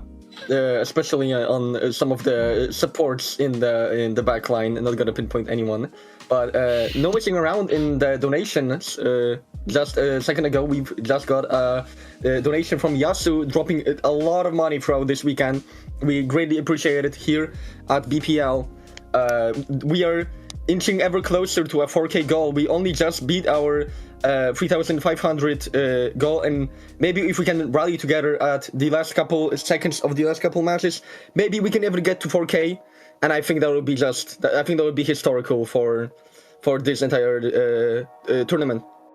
Yeah, 100%. And we've already passed our 5th goal. I mean, we set an initial goal of $1,000. We blew past that. 1750, 2250, and we just kept building and building and building. And with our initial, 3,500, we thought it was a little ambitious, but look at that. We're already at $3,700. Only 200 and some change left to get us to that $4,000 mark. The unranked to GM journey still continues in terms of the donations. And again, it goes to amazing cause. And if you want to get your stickers and stuff, there's a limited number of supply left on the actual stickers themselves. So you want to get them, you better get them now, because I think we're down to the final 10 stickers remaining for the watermelon Pachimaris. So hey, you get a free sticker and it goes to a great cause. So feel free to exclamation point donate and go grab those right now. As we've been talking about this match, it will soon begin as the first map has been picked, Esperanza. It's I do enjoy, map, for sure. Yeah, I do enjoy seeing, as I said multiple times, I do enjoy seeing non-control map being the first map, and Esperanza not known to be a control map, so that is quite a fun thing, and Tracer is known to be good there, and Kasa will immediately say no to that. Yeah, I don't think there's been too many push maps being played on the Swiss stages, at least. A lot of the teams kind of opted for either control, flashpoint, or escort and hybrid, so only one time between these two teams that they played push during this event, and it was just Kasa, and they took it in a, I think they full capped actually, so they're super confident in their team to help push this bot all the way to the end. As you can see, the bans coming in for the teams, Kasa banning the Tracer and Orbital banning the Diva. I mean, in general, Push and Flashpoint tend to be quite hated on by the community, even though they're kind of two of the best game modes. Like, not even low-key, they just kind of are. Yeah, I think Flashpoint is like not even low-key, not even arguably, not even anything. It's, in my opinion, at least to watch, the best mode. In my opinion, the most fun mode to watch, to even play as a team. It is just so fun in like an esports environment. And I think it's some of the best work that Blizzard has ever done when it comes to game modes. Of course. But with that being said, we're here at the grand finals for the Watch Over Palestine event. The number 1 and number 2 seed, respectively, Kasa looking to take home the trophy. Let's see if Orbital can make a shine. But let's go into the match. Thank you very much. We are here. June says hi, I'll be... wait, there's 2 Junes. Apparently, one of the observers is June, and there's a player called June. Gates open as we see a Zarya Reaper Sombra comp from Kasa, while Burgbardment have Sombra Reaper as well, but a ball instead. I really love how the Reaper looked at June for a second before finally starting shooting them. Overwhelm does fall really low in the opening fight, is able to stay alive for now though, with the help of June putting some of that pressure away to themselves. Bastion only does get really low as well, but able to stay alive. Dolken and Bastion only both on the Sombras. And it does make quite a bit of sense for the Kasa at least. I mean, there is June is on the Wrecking Ball. Mickey is trying to take control of this bot. Baxter will get the opener onto Starlow. And Kasa already firmly in control of the bot. There is still some fight being done. Baxter will need to back off, and this will need to be expanded out from 60. The pile drop is there from June, but it doesn't catch anything. And it's still just running around the point. Being that pinball machine that they are really meant to be, but Kasa still holding on and still pushing the bot no matter what happens. Oh, Overwhelm actually finds a kill onto Baxter. That could let Orbital Bombardment take the direction the way they wanted. I think it's gonna be tough with June hitting a lamppost. Bit of drunk driving there as a Reaper ult comes out from Overwhelm. Actually, maybe confirming this fight. It's not quite enough. 60 denies it. That's it's not that hefty of an investment considering that Dolkin did just EMP. But Yeah, for yeah, I think the both EMP of those. won the fight, the Reaper ult did not. Yeah, So- both of those ults were a bit short-lived. I don't think even the EMP was really needed. It was I kind think of it hit like one fire person. Yeah. So my field does go out from June and does really hit one person, but it is an important pick. Actually, will fall right there on the point, and Kasa will need to flee the scene for now. But I mean, they still have multiple things left in the tank right here. They could pull up some multiple powerful ultimates, and the Gissner Rush will fall out of both sides, of both RK and 60, forcing those ultimates out. Starlo will fall, and the big grab from Mickey will get a kill onto Overwhelm, and this is just clean up for Kasa now. This is checkpoint and more. This is a good place for Kasa to be in. 2 fight wins in a row and a big lead. You've also, Burgbardment put in a big investment that did not pay off. Oh my god. Dolkin. Oh, the heart attack. Dolkin. Yeah. Oh, A Toad still on the edge and able to stay alive, and Baxter, not quite the same situation for the enemy backline. Orbital Burgbardment will be wiped out, like the dinosaurs. And Kasa still keeping their reign over the TS1 bot, and this is looking very dominant from them so far. June is on Doomfist now. I'm really unsure on what this is supposed to do. Both sides What's the put rate in the coming out from EMP, Starlo? and it's a few trades, but it seems to be favoring Orbital Burgbardment, as now Kasa are falling back. Oh, Bastion only. You've overstayed your welcome, stepped a little too far. Overall, will need to use the Rage to get out, and June will also need to just punch out of the way. Let's use the power block to get the charge punch, but Mickey gets the kill onto June. That is staying down for Orbital Burgbardment. Overall, is trying their best to keep this fight alive, but it is just not meant to be. Kasa yet again fighting a way more decisive fight win than Orbital Burgbardment, and they are on their way to full home. June play, and now on to Malga. We're seeing a little bit of mystery here. Wait, are they on? No, is that? No, that's on an A. Is that weird? Yeah, that's an A. I don't think there's a mystery here for you. Is that the NA? Yeah, I believe so. Well, Nano Boost will come out. I doubt the grand June. finals would be anyway. Kissing Rush out from 60 and now just rushing into the enemy front lines. But they will need to stay wary because Mickey did fall quite low in that situation. But still, a kill onto Overwhelm will be the open for Kasa, and this could just be the beginning of the end. June can't stay alive either. This is absolute demolition right now. They are. This is a full cap to 0. You've got no chance for Orbital Burgbardment. You're walking into a repro and a EMP.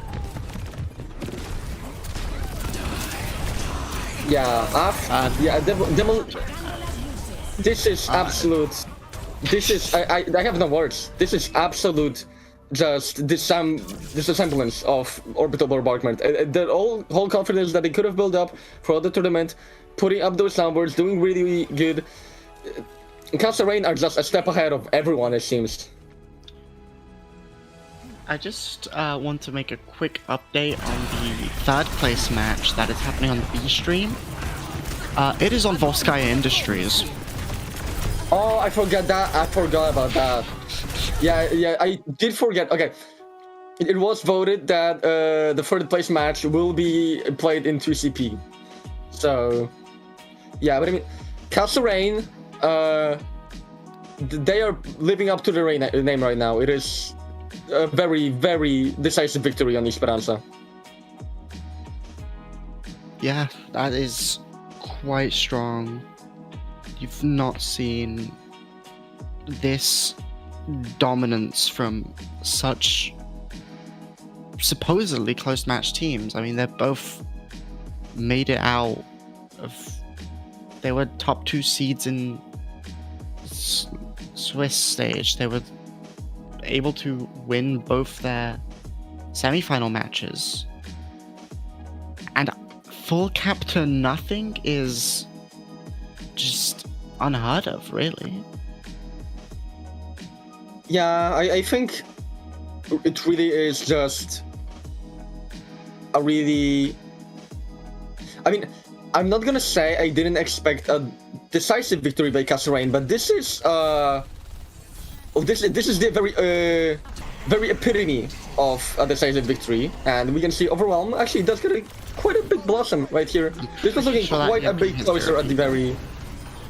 Yeah, this was looking a bit closer at the start, but not quite the same look for Orbital Burgbardment in the later stages of the match. It was just, yeah, they mobbed the floor. Just mobbed the floor with Burgbardment.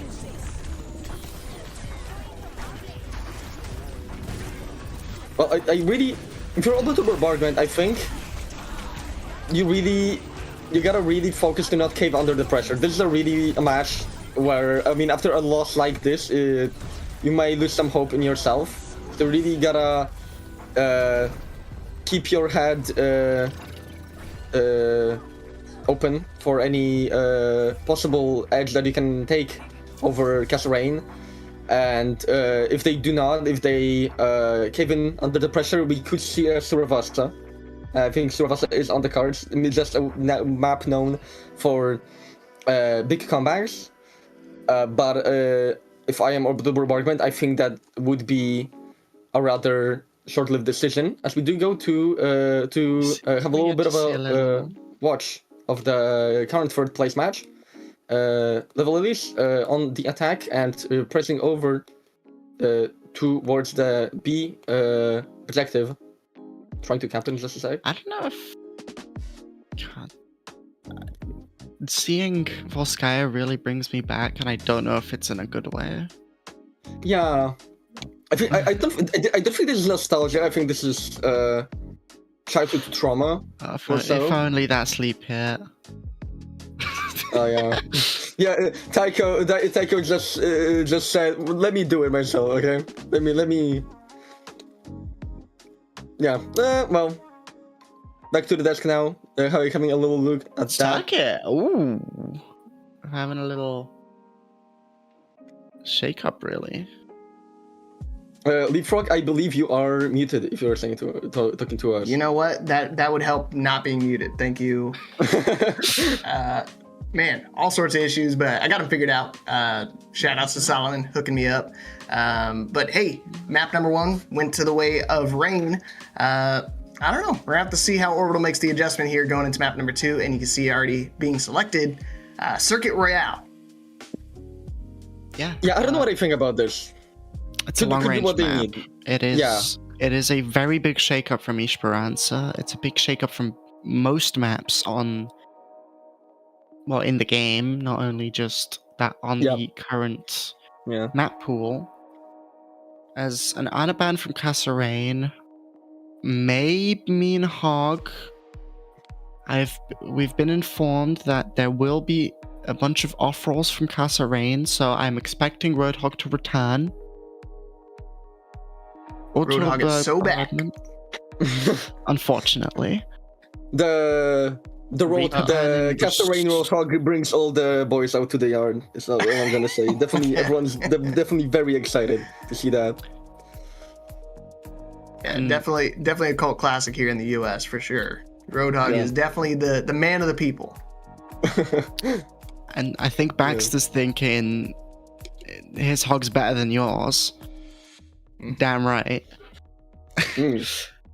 As they respond with a Reaper ban. We're expecting a hog, and you go with a Reaper ban, so you can't deal with the hog as well. Maybe a bit of a shot in the foot. Maybe they're just built like that, you know. Maybe their hog is truly above and beyond the hog of the Kasa Rain. Maybe that's what they think and believe in. That's my mindset. My mindset is like they're saying at the end of the day, hey, my Roadhog is better as long as we take the Ana and the Reaper out of the equation, leave it down to a true hog meat on meat action. I will take the prize. So super interesting pick going into Circuit Royale. Yeah, I think this is just a gentleman's agreement from both sides here to take out those two hog counters going into this map. I think we are gonna see some, even if it's not gonna be maybe finally 1-1 situation after the map. It is still gonna be a whole bunch of fun here on Circuit Royale. I would like to say a few little things. As we that Kasa Rain are doing the same roles as they did on Runasapi in the semifinals. So Mickey and Sixie on DPS, Duh and Dolkin on support, and Baxter on tank. And the writing is on the wall. Orbital Burgbardment are apparently using spinning wheels to select their heroes. No way! Oh my. Wait, quick reminder for the viewers at home. I don't know how many, but for the viewers at home, quick reminder: this is a grand final. Okay. Arcade's on. Oh my god. Okay, this is a bit of a sauceless backline for Orbital Burgbardment, and a bit of a sauceless frontline as well. There is some combination with the Reinhardt and the Bastion. None of these characters are bad on Circuit Royale. Yeah, that's true. Yeah, if you show this to me, the Reinhardt or the Bastion, I would be like, good picks, good diamond lobby strats, good job guys, right? But not even good. Ryan is just good with Bastion, really. Especially like Ryan Lifeweaver is quite scary as well. Yeah, also you can do the shenanigans that you do on here, unless Kasa Rain set up in a position like this. Speaking of which, immediate setup. Oh yeah, there we go. Let's see it. Bastion only falling down already in turret form, absolutely just wreaking havoc in the server, and Dolkin cannot withstand that damage. Another one onto Mickey Hicks. And Overwatch Burgbardment are starting the map with a beauty of a flank, really. Baxter may return with one. Oh, no, man. I don't think it's gonna do anything. Oh, he burned the stove. The food is ruined. Everyone in the kitchen is just absolutely furious. The customers are having trouble to tackle this situation. Yeah, but Orbital Burgbardment actually a good start to this map. We will not see any. If Orbital Burgbardment remain to be true in their setups here for this map, we will not see any swaps from them, which could be very bad for Cheesy. Just spin the wheels again. That's true. It's gonna take a while. It's gonna be quite a bit of downtowning. But yeah, is he not able to find a shot? I mean, if it's looking. We're taking a lot of space right there's here. no shield, but no health for Mickey. Oh, he's charging in so fiercely against a Roadhog. This is a very hard situation to get out of. Okay, so it really just all depends on him if he can get that life grip in a dire situation for Overwhelm. 60 will touch for a second on the Genji. Yet again, jumping over to the DPS. No one is touching yet again. 60 falling back into the backline, and Kasa Rain losing the first objective, and over 4.5 minutes for Orbital Burgbardment. This is a really good time, Mike. Yes, it is. That's a good time to capture the first point with an RKXO. She has this tree of life mixed with the Bastional. We may see some potential. Oh, Cheesy with a good pick onto 60. Mickey, what are you doing? Oh my god! Is there a Bastional incentive? No, I think Mickey was clowning on their teammate. I think Mickey was clowning on his teammates for they were clowning on his teammates for getting headshot, and then it got Bastion open. This is truly a delightful sight to see, having Orbital Burgbardment have this much time. Overwhelm is. Okay, yeah, they're just waiting for the Bastion to go in. 5 minutes. Bastion only finally living up to the name. standing tall on the bastion. Overwhelm going over to the high ground, trying to contest some of these long-range heroes, but will need to fall back after all. The shield does get quite low, and they do not want to take too much damage in the end. Rain coming up on multiple important ultimates. This could be a very chaotic fight. The Orbital, the Tidal Blast hit nothing from Orbital Burgbardment. 60 Blades kills nothing and gets pulled away. What an abysmal What a combo. sequence, yeah. A comedic sequence of events on Circuit Royale. First point is looking better so far for Orbital Burgbardment, but Baxter just getting absolutely pummeled in that small corner, and 60 just getting blocked out of the exit as well.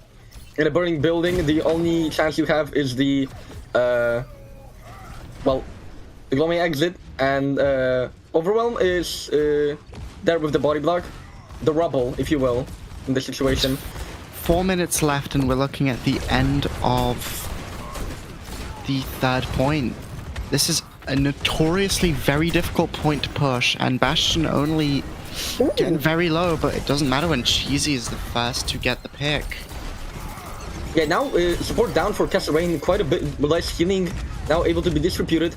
The Bastion only assault goes absolutely wide. Mickey does get a kill with the Deadeye onto Feed, but Bastion only coming up with two very important picks onto Baxter and Mickey, and Orbital Burgbardment now after flattening basically all of Kasa Rain are looking and staring down this last checkpoint. Baxter will touch for a sec, very close to a shatter, but Dirtmaster will already fall. Overall will need to get out because they did live up to their name when it comes to the damage being done to them. Baxter now has that shatter and Overall does not. This could be a big slam if we ever see one. Big slam. Yeah, that's good. Bastion. Overall is very low. It can stay alive for now. She's trying to snipe away from the back, but not able to come up with any picks. Wait, Blink is disabled on Tracer? What's going on? That might be just their game. Well, Overall now getting a headshot onto Baxter. No, 60 does it again! Oh, the C9 God. Warriors back. Kasa Rain, put the fries in the bag and then get that and put it in another bag. Yeah. 2 minutes 45. After full cap to nothing, by the way. Oh my god, look at this scoreline. No. Dirtmaster and Dolken are 0-4. Dolken only has an assist. He has 200 damage. What is happening? Wait, wasn't Dolken the one on... He's on Life Fever, but like still. Oh, Life Weaver, okay, right. Okay, that's Wait, reason. Dolken was on Life Fever. At least for part of it. Okay. And I'd still do more. But yeah, I guess. I mean, they didn't even really have a chance. They had a Reinhardt on their team. Like, you really gotta just hold them one in that situation. Well, No, Cheesy, Cheesy, don't do it. No, don't do the hit scan thing. We're like, oh, I'll pop off on Soldier, I'll be fine, and then you lose the game. Okay, Cheesy, yeah, Blink is apparently genuinely It never worked. Blink is apparently genuinely turned off on Tracer. We might need to, wait, we might need a... Oh my god, wait, in this situation, is that even a pause? That could be a remake. We could be looking at a lot more time in the broadcast Taking a look at the lobby. And it does say Tracer Blink disabled. Yeah, oh my god. Oh my god, how have you... Just... How does this happen? Wait, what does that mean for the... What does that mean for the game? Does that mean we're... So... Okay. Are we remaking the game? Because theoretically they couldn't play Tracer in that situation very much. Or just don't play Tracer. Oh, nobody played... Did no one actually play Tracer? Is that true? Mickey tried to swap to it, saw there was no... You couldn't blink, and then typed it in chat, and then we might need a remake. This is a really hard situation. I don't know. I think maybe the production, the head of production in a sec will give us the... Let's pretend Tracer is on vacation. Okay. So what I'm getting from this is that we're not we're not canceling the game completely. We're not going back to the start of the map. We're gonna Do we Tracer on the hard mode. It seems like people are just. We are accepting that Tracer doesn't need to exist. Yeah, Tracer's Turns eyes are out there's just... a third hero ban and it's Tracer. Yeah, it's okay. So in this tournament, hidden rule not discovered yet. Both teams get a ban, but the broadcasters also get a ban. So you guys didn't know this yet. We have been quietly turning off abilities on every hero. So far, it's only been like more niche heroes, so you just didn't see it. But you got that, guys. This time it was Tracer, sadly. Yeah, just remove like Venture's Drill Dash. Yeah. That one's next. Orbital Burgbardment doing a bit of a stylish play on Kasa Rain, just flying up into the air on that pedal platform, making its own Junkrat. Okay. Bastion only gets Dolken. Overall does die down on Orbital Burgbardment. That's a way more important pick for Kasa Rain. I mean, tank down now for Orbital Burgbardment. This is not looking like a winnable fight. Yeah, but Kasa Rain, they've still got a lot of damage to walk into, and that is not safe. Cheesy gets pulled out of it with a life grip by RKXO. She's been doing bits on this Life Weaver, which you really need to when you have a Rhine. That's it, just when Rhine. Yeah. Yeah, I mean, this time it's 60 picking up the Widowmaker, picking up that rifle. I don't know if it's gonna be as good for them as it was for Cheesy. Mickey's also on Freya, and that is terrifying. They're doing like a double hit scan. Freya Widow is only considered a hit scan because hit scan player most of the time. She's not a hit scan, obviously. Those are projectile. But no one's calling it main DPS, so it's hit scan. Yeah, so it's hit scan. Yep, exactly. Well, there will be the knockdown, and Overwhelm will be at the losing end of that one. Kasa Rain now looking over to getting their first checkpoint.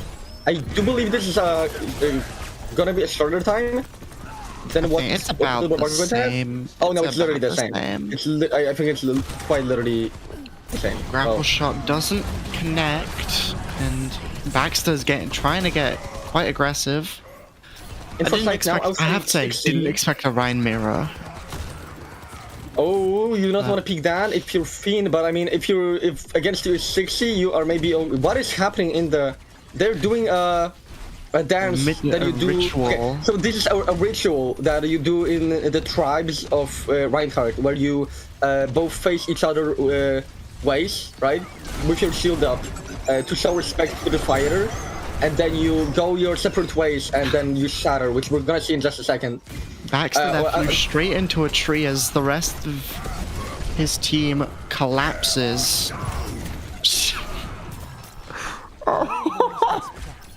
Overwhelm showing the natural domination over his enemy. This happens all the time. If you guys ever seen a documentary about Reinhardt, there's some on National Geographic. They're really good. But what I'm actually surprised by is neither of them have been doing the helicopter tag. That is true. You can. There is a hidden helicopter. Oh, tag. what a shot I missed. Never mind.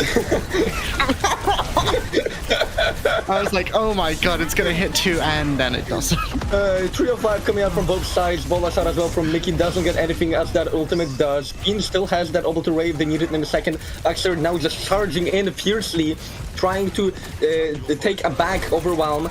Don't let them take too much ego. Cheesy with the gift spam of the ultimate that the soldier ultimate is. Bastion will get the first Cheesy, pick of the Master. How do you kill no one? This looks like Ghost. This looks like the Ghost meta, where nothing dies for like 500 million years. Then suddenly a support dies and everyone else has to run, basically. Well, anyway, Orbital Burgbardment do get the crunch hold right here. Kasa Rain will come up on some ultimates in a second. There will be a shadow from both sides. Yet again, we'll be probably seeing some traditional fighting from both sides, but it is Baxter with the shadow first, but overall now finally ticking it on. ready to take It is on now the crown. who hits the shadow, who gets it blocked, or who. Okay, well, one shatter has there you go. missed. The second it's hit, one it's hit. only hits the bastion, which does stun the ult actually. And Overwhelm immediately kills Baxter. I mean, Baxter still has is the traditional winner of this duel, as he did hit the shatter. Last time neither hit the shatter, so it came down to who died. But this time Baxter will still win, but it won't matter for the overall score of the game, as Orbital Burgbardment are still on the hold. So you see with flank on the Sojourn, let's see what they can come up with. I have to say, Kasa has been, I think, winning the skin battles because they were on Hangzhou Spark. Yeah. And that is objectively the best skin on every character that has our Overwatch League skins. You can tell us what do you think about that, if you think that Kasa are being rained upon when it comes to the skins. I saw Bax's Reaper had Hangzhou Spark and Sixi on... That is true, yeah. Oh, there's a DC, if Fiend has DC'd. We do have the DC protection, so if Fiend comes back and first picks Juno, they will keep their 81% ult charge, which will be very important. Last time this mechanic was in play, it was sadly not utilized, as I don't remember who... No, it did actually. It was... I don't remember. I mean, it was not utilized by the player because they by accident picked Mercy. No, but then they DC'd again, and then it worked. Oh, yeah, you're right. Yeah, I remember that. Yeah, that's true. Well, let's hope that they do pick the character that they last played, because that is what makes it so you can get the actual ult charge. Normal rules of Overwatch still sadly apply, so you cannot keep ult charge between characters. If you swap off of the one that you just played, you are gonna lose. But it does keep the 15%. So it's not I wouldn't call it a good trade-off. But it's something. I mean, if you want to swap, which I mean, 80% to a 15 or a laser. Raise Oh, we're starting. Okay, Fiend is back in the game. Let's see what they pick. Let's see if they keep the. Oh, never mind. No, never mind. Yeah, okay. I wonder if DCing before they pick will actually like stop the protection from like what? Yeah, well, during this time that you can go and check out our Tiltify page, where you still have some awesome stickers to be acquired. If you type !donate in the chat, then you can go and grab those and support the cause. We are getting ever closer to the $4,000 goal, and if we could get that before the end of our tournament, that I think that would be just absolutely awesome. Yeah, 100%. Obviously, tons of pauses happening right now, but the Rhine duel is definitely living up to the expectations. A lot of whiff shatters, a lot of memeing happening right now, and thankfully the Lifeweavers are keeping their Rhines kind of on a short leash. I mean, they have to. It's a Rhine duel in the grand finals. I mean, there's the egos are sure to be high, and the shatter potential is rather low so far. Not a lot of those have been hit, but maybe we'll see some more good shatter action once we unpause. I wouldn't put my bet on it though. Yeah, probably not. I would like to say Jasmine is donating €5 for every missed shatter, and we have been farming these on Saturday. We are getting to $4,000. It is happening. Yeah, I was just about to say, Jasmine's going to be broke at the end of this. The number of shatters I've seen whiff is astronomical, so... I mean, if a shatter hits the enemy shield, that's damage down to the shield, is that... It was right next to it. That's not a miss. That's a miss. No. It's a calculated damage phase, right? Yeah. Yeah, it's just banning shield. It's just banning shield. Guys, I knew the Reinhardt was on half shield. I wanted to get rid of the shield. This was tactical.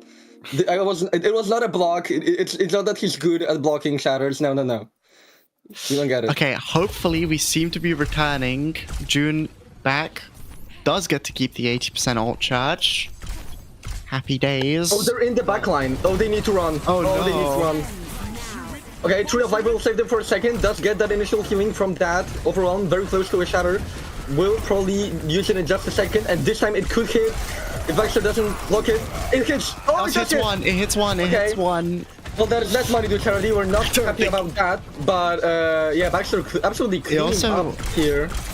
Baxter Also, only it jumping didn't up. really Oh my god. help. Didn't help Burgbardment to win this fight either. So, damn you, Overwhelm! You just took money away from charity for Yeah, nothing took in money return. for nothing. That is, I think, That's that is. mean. I think yeah. that's mean. Yeah, I think we need to banish Overwhelm from the community after that. Well, if they bring cookies for everyone, maybe not. Oh, what a... No. The redemption arc has started for Overwhelm immediately after. GG finishing the kill onto Dolkin as well. That Lefever not able to keep his roses clean. And yeah, Orbital Burgbardment now with the hold.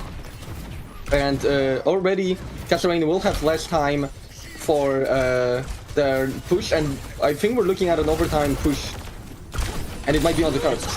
Looking like June doesn't get hit with this bolt or bowler, so lives with an Oh, technical assault? great Hits, return. it does hit something, but doesn't do quite enough damage. Dirtmaster did use... More shatters on the way. This is potentially... Overall, we really, need to see- really like to have his online. We've had a Rhine Lifeweaver mirror this entire time, and no one has gone for the pulled shatter, so you go flying. That's Come true. on. That's true. I think that either Overwhelm or Baxter should like jump off a map, like dramatically, like in an action movie, and then get pulled by their Lifeweaver when they don't expect it, and get a fat shatter. I think that's a good strat. I think they should go for that. Or Baxter doing a little bit of a head nod, actually, and maybe they are actually listening to what I'm saying. We'll see. Shatter actually hit for Overwhelm for the first time. Will lead to the death of multiple people on the side of Kontenerking. But Overwhelm can stay alive, actually. Baxter only will get a kill onto Miki, though. And now a big back shatter from slam. Baxter. 3 hit.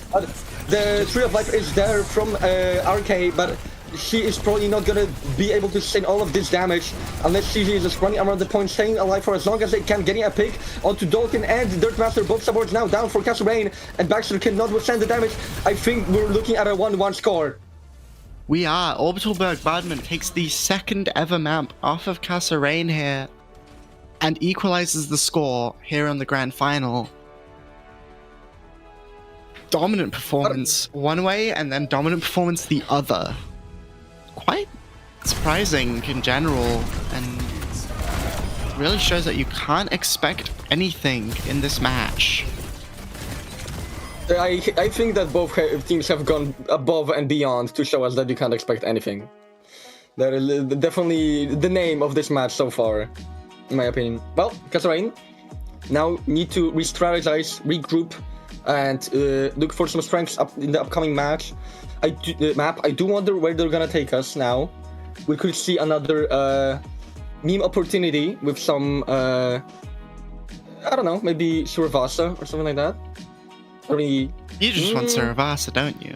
I really like Suravasa. I would say that sounded like a biased selection. That sounded more like you wanted Saravasa more than anything. Well, I am really just trying to be the. I'm really just trying to put a little voice in the head of Kontenerking, hoping to see my favorite map show up. That would make me rather joyous, I won't lie. We can look at our third place match already at 2-0 for Sniffles and Daydreams. Avalier is not able to pick up a map yet, and that is now going to be match point. Let's see if Sniffles and Daydreams can bring it home. You can see that on the B I stream. think it's only first to 2 for third Is place it? match. Right? Yeah. So I mean, it's just first to two. Oh, Yeah. oh, look at that! Look at that, Jump Sniffles and Daydreams. They will be on the podium with the third place. Yeah.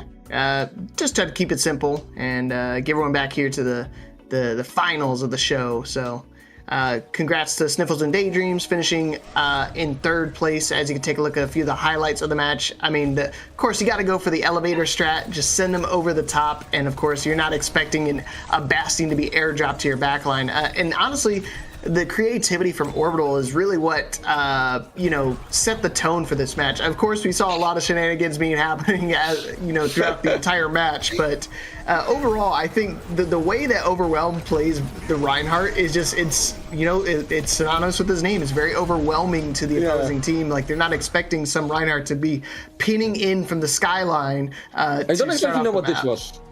I don't exactly. I'm not exactly. It was aura farming. This is aura farming. Come on, you got to know that. Here we can see the first meetup between the two dominant males of the herd, looking to get the start of the duel. Yeah, but this time Overwhelm will be the one to herd his pack to a victory on Secret Royale. Beautiful shatter as well, as I said. It did a lot of damage to the shield, very important in that fight. Yeah, I mean, GG coming out of the clutch as well. Both supports were keeping their tank alive here on this point, but not for long if it's in GG's hands. And yeah, now finally Orbital Burgbardment finding a victory, and I think we might actually be looking at a match on our hands. I told you, I told you at the start here. Sorry to cut you off, King, but I was saying at the beginning, I was expecting a full-fledged match. I think we're gonna go the distance. I definitely hope so. After seeing this, you probably are right. Yeah. I think both teams want to make it so. Definitely, that is what I'm also looking at. Yeah, Samoa now with a Zarya ban from Orbital Burgbardment. Honestly, I was hoping for parry, so it's such a hated map that I want to see it. Yeah, Pariso, thanks to a lot of money being poured into the donation pool, the map pick part was picked. Oh, and Bastion being banned by I think that is completely reasonable. That Bastion is only, very reasonable. as the name implies, is pretty good on Bastion. Yeah, what are they gonna do now? Saw them on that. Play only instead of Bastion. I was gonna say, I think you're getting subbed out. Yeah. Wait, do they have what? Do they have the? They have plus subs. They have a lot of yeah. Bastion only. If you hear the memo, we do want you to step down now. Sorry. Time Bastion for your only break. did play map 1, if I remember correctly, and not on Disrespectful. Disrespectful to the name. Mm. You can't take on the name Bastion only and then not live up to it. I think that is just... Gotta do it, right? But hey, we still have an opportunity for Paricio. Still have potentially two more maps. We guaranteed at least one more additional map after this one, so we'll have to see how it goes. But you see, the Rain going with Samoa. Let's see if they have a way to deal with Orbital. All tied up going into map number 3. Casters, take it away. Thank you very much, Leapfrog. For a second, I thought I was going to say Atlanta Rain. Well, maybe they can get to that level. They've been looking they're pretty much just as good. Yeah. Atlanta Rain had a pretty good run, and as we're seeing here, Kasa Rain having quite dominant performances. It's Mickey on the hazard. You already know. 4, 3, Timer ticking down. We're looking to open the gates. It's Samoa. And it'll be Orbital Burgbardment and Kasa Rain facing off yet again. Excited to see what to come.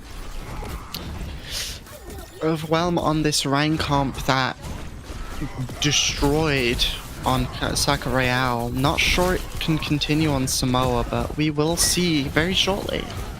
As Mickey on a wild goose chase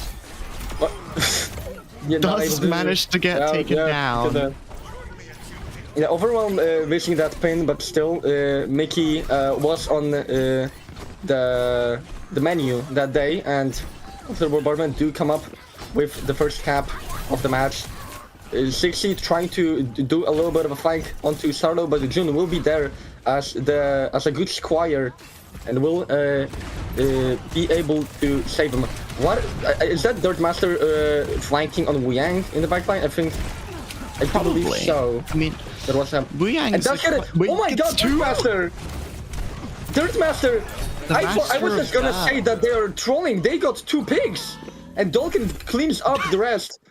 That's probably that's the best opening you can get. You killed both supports on a flank. Yeah. Oh, Mickey, oh my God, where's Mickey going? Baxter, that's gonna kill to Starlo actually. Both supports down, Baxter, with 2 very important pigs on the flank. And Orbital Burgbardment left supportless, left healless, and Mickey can get out now. He's falling very low and cannot get the healing anymore. Mickey, oh my God, overwhelm. The pulse one landed on the shield just as Overwhelm started pinning. The pulse one just fell to the ground. Oh, that is getting out from Dolk. Tough for the. Okay, I'm not exactly sure what that Derek was. Probably was just hoping. Where to the find, hell is Mickey going? I to don't. The spawn door. The answer is to spawn. Yeah. Well, that is where he's heading. And that's down for online. Will not use it. Dolkin does get a hinder pick onto Cheesy, but June now just absolutely tearing up and pummeling away on those 2 remaining players. Let's solo rally the Kiriko. Yeah. Mickey doing the very same thing, but with a different ultimate. Downpour missed. And a lot of damage. Well, that's a death for me. Oh, what a stick! Oh, no, my God! Wait, no way. It had to happen. It had to happen at some point. Let's be honest. It happened. I don't remember exactly what match it was. It was Crescent Moon against any other team. Maybe the chat remembers. This same thing happened twice in a row, basically in like 30-second time span. Maybe we'll see that again. Actually, Cheesy, a lot of damage. Overwhelm cannot, I think, sustain the damage here in the backline. It took too many steps, and Baxter will punish him for it. The Master does come up with a pick onto Bastion only as well. And now Kasa back in control of the objective, and we are getting ever closer to the cap.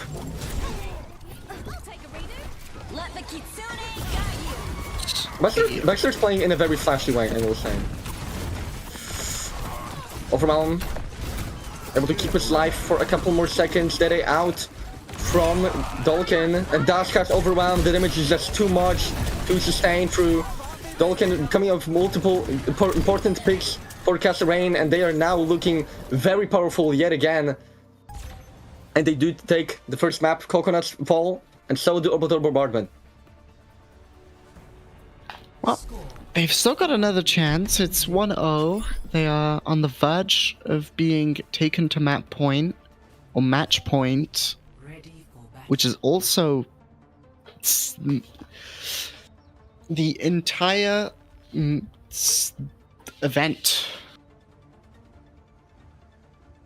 It's been looking quite tough for Orbital Burgbardment. Maybe Kasa was either they were messing around a bit on circuit, or maybe they just don't know how to play the Reinhardt well. But Mickey onto the ball. And Motineva with a $25 donation to UNRWA. Thank you very much for your continuous support, everyone, and thank you, Motineva, for the $25. Oh, Mickey on the flank taking a lot of damage. Actually, those overshields will take him, give him a little bit more health to fight with, but he will just need to fall out out of there. But it's still a success. A whole bunch of damage done to the backline, and life kept. Bastion only falling really though. I don't think he has the recall, but he's coming up big, and so does June. Overall, really though, and everyone else on Orbital Bombardment as well. But they're fighting through the wounds to get this point, and they are making one hell of a go at it.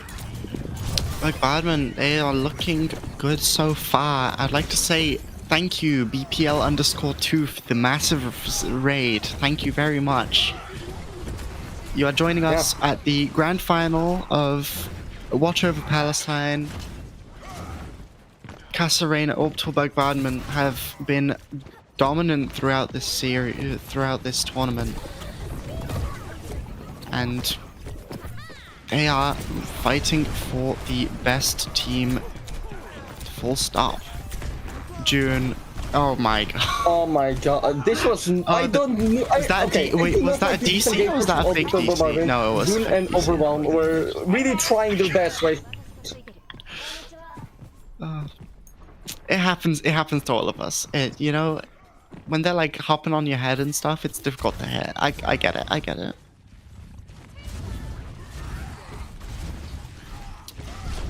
Oh, Mickey, with the pile drive, a lot of damage down onto Bastion only, can stay alive though for a little bit longer. He's just been an absolute terror what a in the backline. I knew him. Actually, no, Gets the shield's there. nothing. Baxter Maybe does if get there was a bashed shot only to though. break that shield, Oh, we would Cheesy have burned! seen kills. Cheesy bled to death because of the perk! Baxter now with a kill as well. No way! No. That was a reset. That was a reset. That was a reset. No, they did not just like ult nothing and it still gets a kill. June was just trying to reset. Oh my god. Well, the momentum has been basically fully solved for Orbital Bombardment, not able to really come up with anything in the last couple fights, and Kasa are getting inching ever closer to their second map victory. Eat out and consider us out as well from Kasa.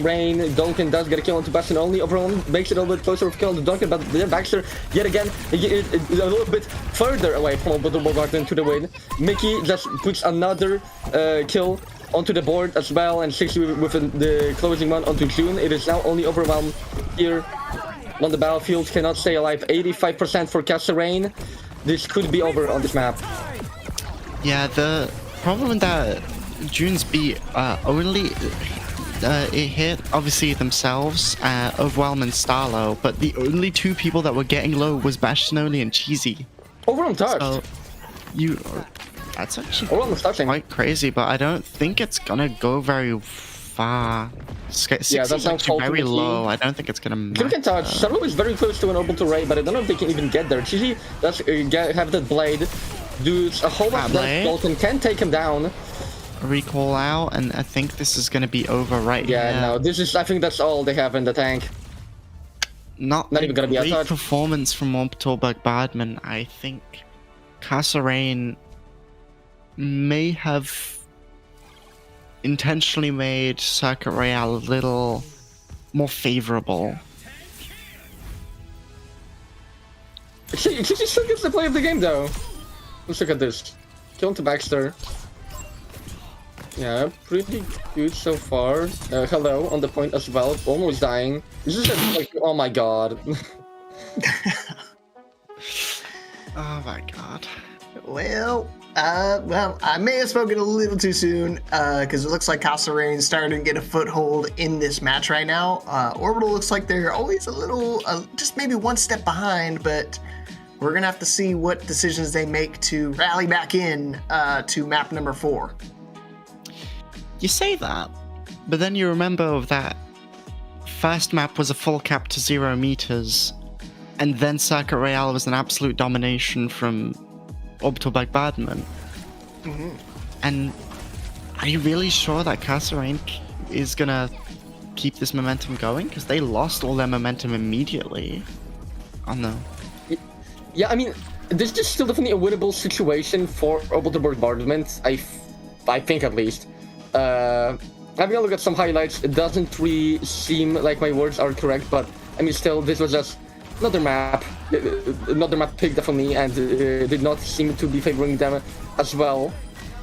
I think that it really is just gonna come down to the map pick and to what both teams decide to play. I think this is one of those matches where both the teams really have a say in both teams' compositions, as we've seen on Circuit Royale, where both the teams decided to take the gauntlet of the Reinhardt.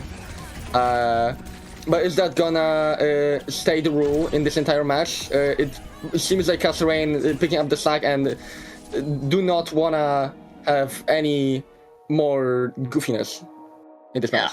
Yeah, it looks like they want to kind of take things seriously, try to get the win under their belt. Because, I mean, hey, this is the last opportunity. There's no loser side of the bracket. It's just single elimination. So You know, all the roads end here, whether it's a win or a loss. It's all indicative on what decisions they make right here now in the grand finals. Just pick Pariso. Come on.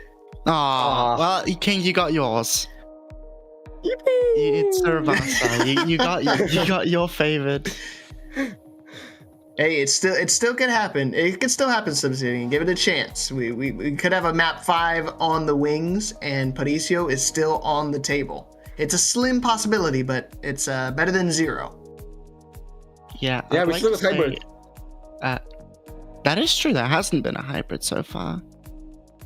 And actually, we've had unique game modes through and through. We've not had any duplicates yet.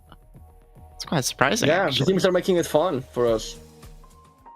Yeah, I definitely appreciate the variety when it comes to actual game mode selections. Ooh. That hurts. That's some. Whoa. That's a good ban. Kasa Rain banned their own ball. Oh wait, Interesting. yeah, you're right. Wait It a is the point that second. played. I was saying that hurts.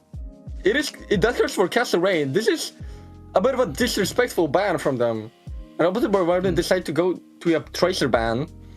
So we're not going to be seeing much dive action, it seems. Yeah, I'd like to note from that last game, the lowest elims on Kasa Rain was 10. The highest elims on Orbital Burgbardment was 10. Well, you can say you're as good as someone on Castle Rain. I think Yeah, that's... Cheesy on Genji had the same elims as 60 on Kiriko. Oh, well, that's less than ideal. A support, by the way. Definitely. Well, they can still be proud I of don't think themselves. that's an They put up a excuse. good fight. I don't think support, by the way, is a good excuse. What do you mean? Are you sure? I don't know. It works for when in my ranked games. Every time I have an excuse for anything, I'm just like, oh yeah, it's okay. It's Wu a and support. Kiriko? Like, what the hell? What are you They supposed to do do? as You much can't beat damage as that. DPS. Exactly. They're Well, almost sought after as a third DPS when you're playing these matches. It was not shown also, by the way, in the highlights. I do also want to highlight that Dirtmaster 2K on both of the supports of Orbital Bombardment. It absolutely just pulled out of a hat. I was not expecting that flank to come into fruition in any shape or form, but it did its job, surprisingly. Yeah, very much so. Suravasa with a ball tracer ban, literally like the most standard bans for this map you could possibly get. Yeah. Probably the most picked out of all. Yeah, definitely. I mean, 2 of the most powerful characters on this, and we may actually see a soldier here again because this is a good soldier map. Yeah, they're definitely going to need a lot more than standard if they want to try to take this to a final map here. Orbital on their last chance to try to bring this back here in the grand finals. A lot of fun to be had. Let's see how they take it in map number 4. And just as I say that, we see Baxter say I'm locking in the soldier, and it is not a bluff. Bastion only, Baxter. The duel has commenced. The 2 soldiers will try to take the crown of not only the Over Palestine 2025 champions, but also the best soldier to ever live in the history of humanity. This is signed. This has been signed by all of the militaries in the world, by the way. Castle Rain with a big time flank onto the backline, just trying to flip the map as much as they can.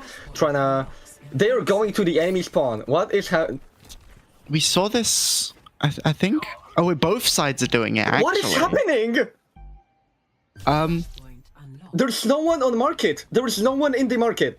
The spray has been put down. Are they playing capture the flag? What is happening? Well, Castle Rain will get the first cap. Was back 23, I have to to the say. point first. Orbital Bombardment now making a big time try here on this push up floors, off of the stairs, back to the minis.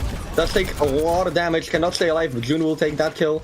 Overwhelm is very low as well, so Orbital Burgbardment need to really hustle to keep him alive and cannot. 60 will finish that kill as well. Dolkin with another one onto Starlo and Orbital Burgbardment. This is looking very, very dangerous for them. Baxter does take a lot of damage from Cheesy though, and he makes it just a little bit closer, but then Dolkin with a hammer kill onto Bastion only. The disrespect has been put down, and Kasserine keep the control of the point. Dolkin got 2 hammer kills. No way! Oh my god.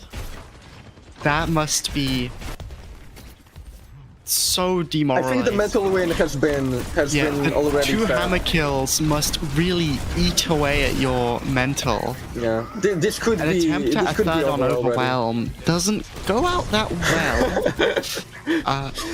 Yeah, I mean, it's a target that does take, from what Torbjorns have heard around the world, it does take a little bit more hammer hits to get out. Dolkin still gets a post-mortem kill onto Cheesy with the turret, but Orbital Burgbardment do still take control of this point and use a very questionable sound barrier. I am not exactly...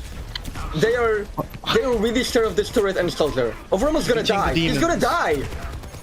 Save him! It did amp heal. There was an amp heal. Maybe there could have been a beat then, but you know. What is happening in my... Point gets flipped. Kasserine Palestine? do have this point right now, and it does get captured. No contest there at all as another hammer kill comes out onto June. We're at 3 now. Yeah. Is there a challenge or incentive for hammer kills? I sure hope so. That'll be a lot of money for charity again. I don't think so, but I wish. Yeah, I think we all do. I mean, Orbital Burgbardment do get to the point first, actually. So, you know what? I'll put down. Oh my god! What happened to me? I'll put down £1 for every hammer. Oh. We're at £3.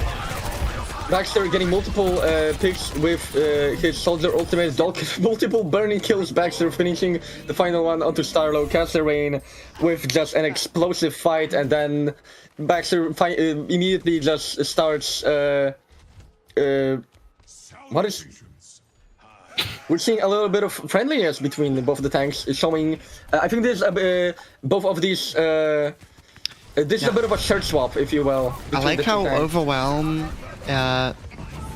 was emoting while Baxter was just shooting Bastion only and almost got the kill. And a Primal kill onto Bastion on the end of Primal onto CD Dirtmaster, putting the fist into the armor and making a bit of a mess of that armor as well. Kasserine firmly in control of the point, and they are playing a very interesting sort of way. Dirtmaster is probably gonna jump off the map. Person 839 with $30. I think is he making way for his own sound barrier into the void, or is he making way for someone to boop? I think he's gonna jump off the map. Honestly, probably both. That would be a WD moment. Bastion only does get Dolkin actually. Dirtmaster there's the Ajax, not off the map as too low health from few headshots from Cheesy.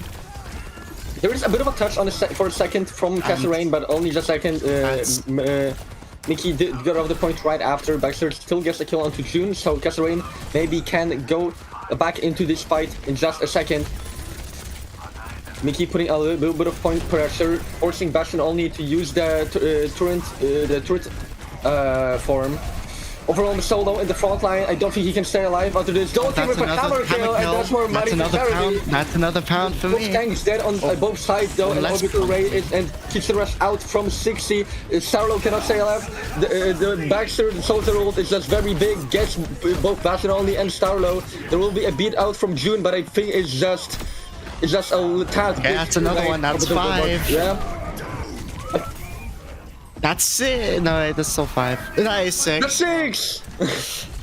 Don't make me go bankrupt. Orbital Burgbardment. Get the next 2 points, so there can be more money being got over the hammer. And we have a spinning cam for $30. Thank you very much, whoever paid for that. That is, I am getting a bit of a headache from looking at that. Oh, it also goes sideways. Oh. Oh, tank down for Kasa Rain going into this next fight. If Dolkin does have his hammer out, I think they're gonna be just fine. Yeah. Please, Dolkin, don't get too many hammer kills. I do kind of like... I'm not that fluid on cash. But that's Well, 7. they are. I think they heard you because they That's are 7. really having a good go at those hammer kills. No. That may be another one. Okay. That's 8. I There we can't go. complain, it's going to charity. 9, That 9, is 9, 8, that's 9. There we go. We are getting ever closer to $10. I think Kasa Rain. I think they're really That's just trying 10. to build the rest 10. of the. Also, I'm doing pounds, not dollars, so it's even more. Yeah, I think they're really hoping to help finish out the goal by getting as much money out from Subsidian's wallet.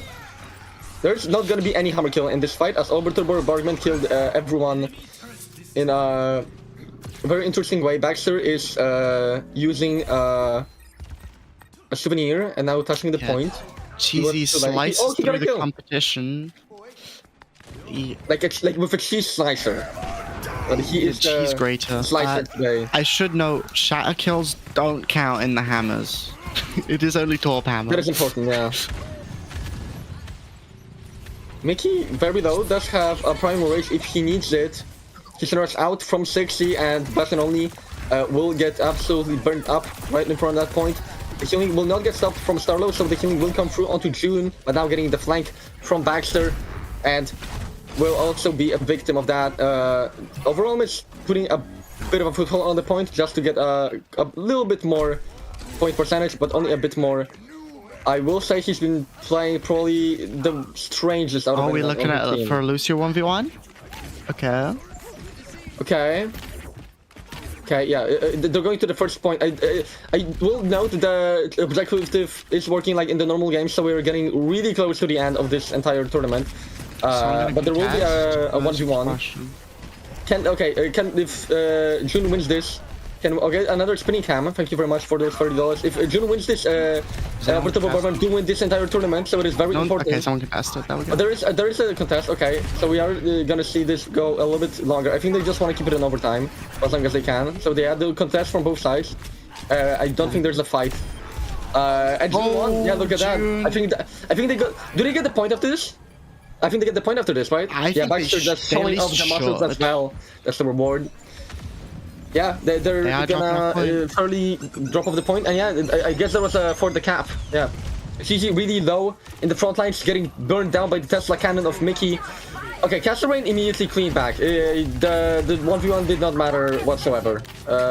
Now, one step away from getting the championship. That is and Kasa Rain are gonna be your Watch Over Palestine 2025 champions with that victory. A bit of an interesting grand final, I will say. Baxter does come out with the play of the game trophy as well. And right at the end, we'll see Kofar donating $65 to UNRWA as well, a celebratory donation. Thank you very much for the continuous support, everyone. And yeah, Kasa Rain are your Overwatch Over Palestine 2025 champions. They are gonna be the ones to show the biggest prowess out of any team, going absolutely above and beyond to show that they are the best in this tournament, going lossless in this entire tournament with the best map ratio in the Swiss stage, and every victory that they could have gotten in the playoffs as well. Yeah, absolute dominant performance from them, as I am currently going to give the donation in. How much is that? 10, right? It was £10, so I looked it up. It's $13.35. That is about the exact same that I gave. I gave $13. So I guess we're matching each other in that. Or you beat me like 35 cents, I guess.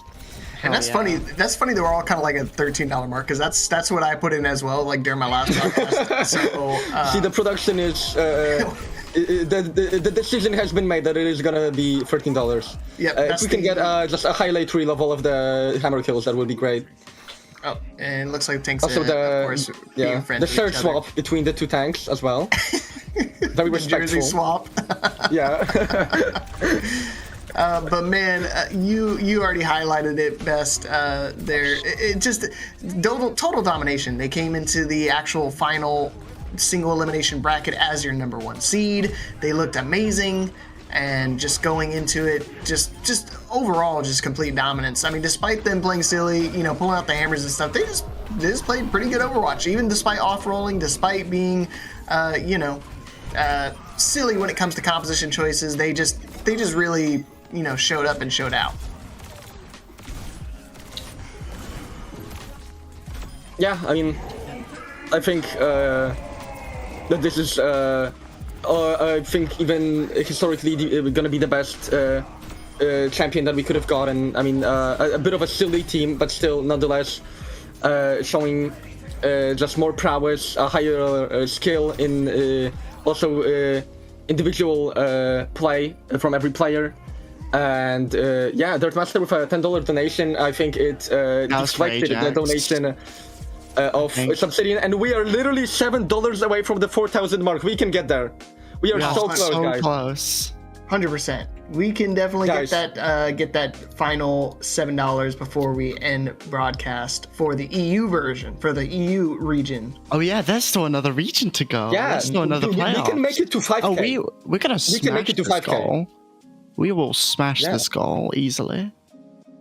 Yeah, But guys, if you want to put in the last $7 as a bit of a celebration of Watch Over Palestine for EU, then you can do it right now if you type in !donate in the chat, or just go to any other Tiltify link that you can find. It is in the Discord and a lot of other places. You can get yourself still some really cool stickers if you are from Canada or the USA, or if that isn't exactly what you're looking for, then you can join our raffles for a battle pass or a skin bundle. Yeah, there's a couple different rewards that you guys can claim. There's an incentive for the Battle Pass raffle. Rain, one of our casters here for the event as well, is doing a skin bundle raffle. So it only takes $5 for each of those, and it still goes directly to the charity. And it gives you an opportunity to get some free items in Overwatch. So definitely take advantage of that while you still can.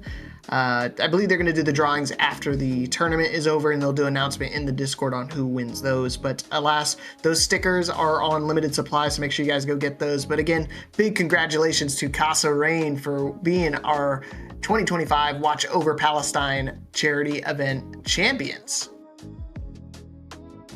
Yeah, right before we head off for a couple hours before the break from NA, I do want to very much thank everyone who held out with us, watching the event, donating, all of the teams that signed up for the tournament. Remember, there is also a $25 donation towards the cause.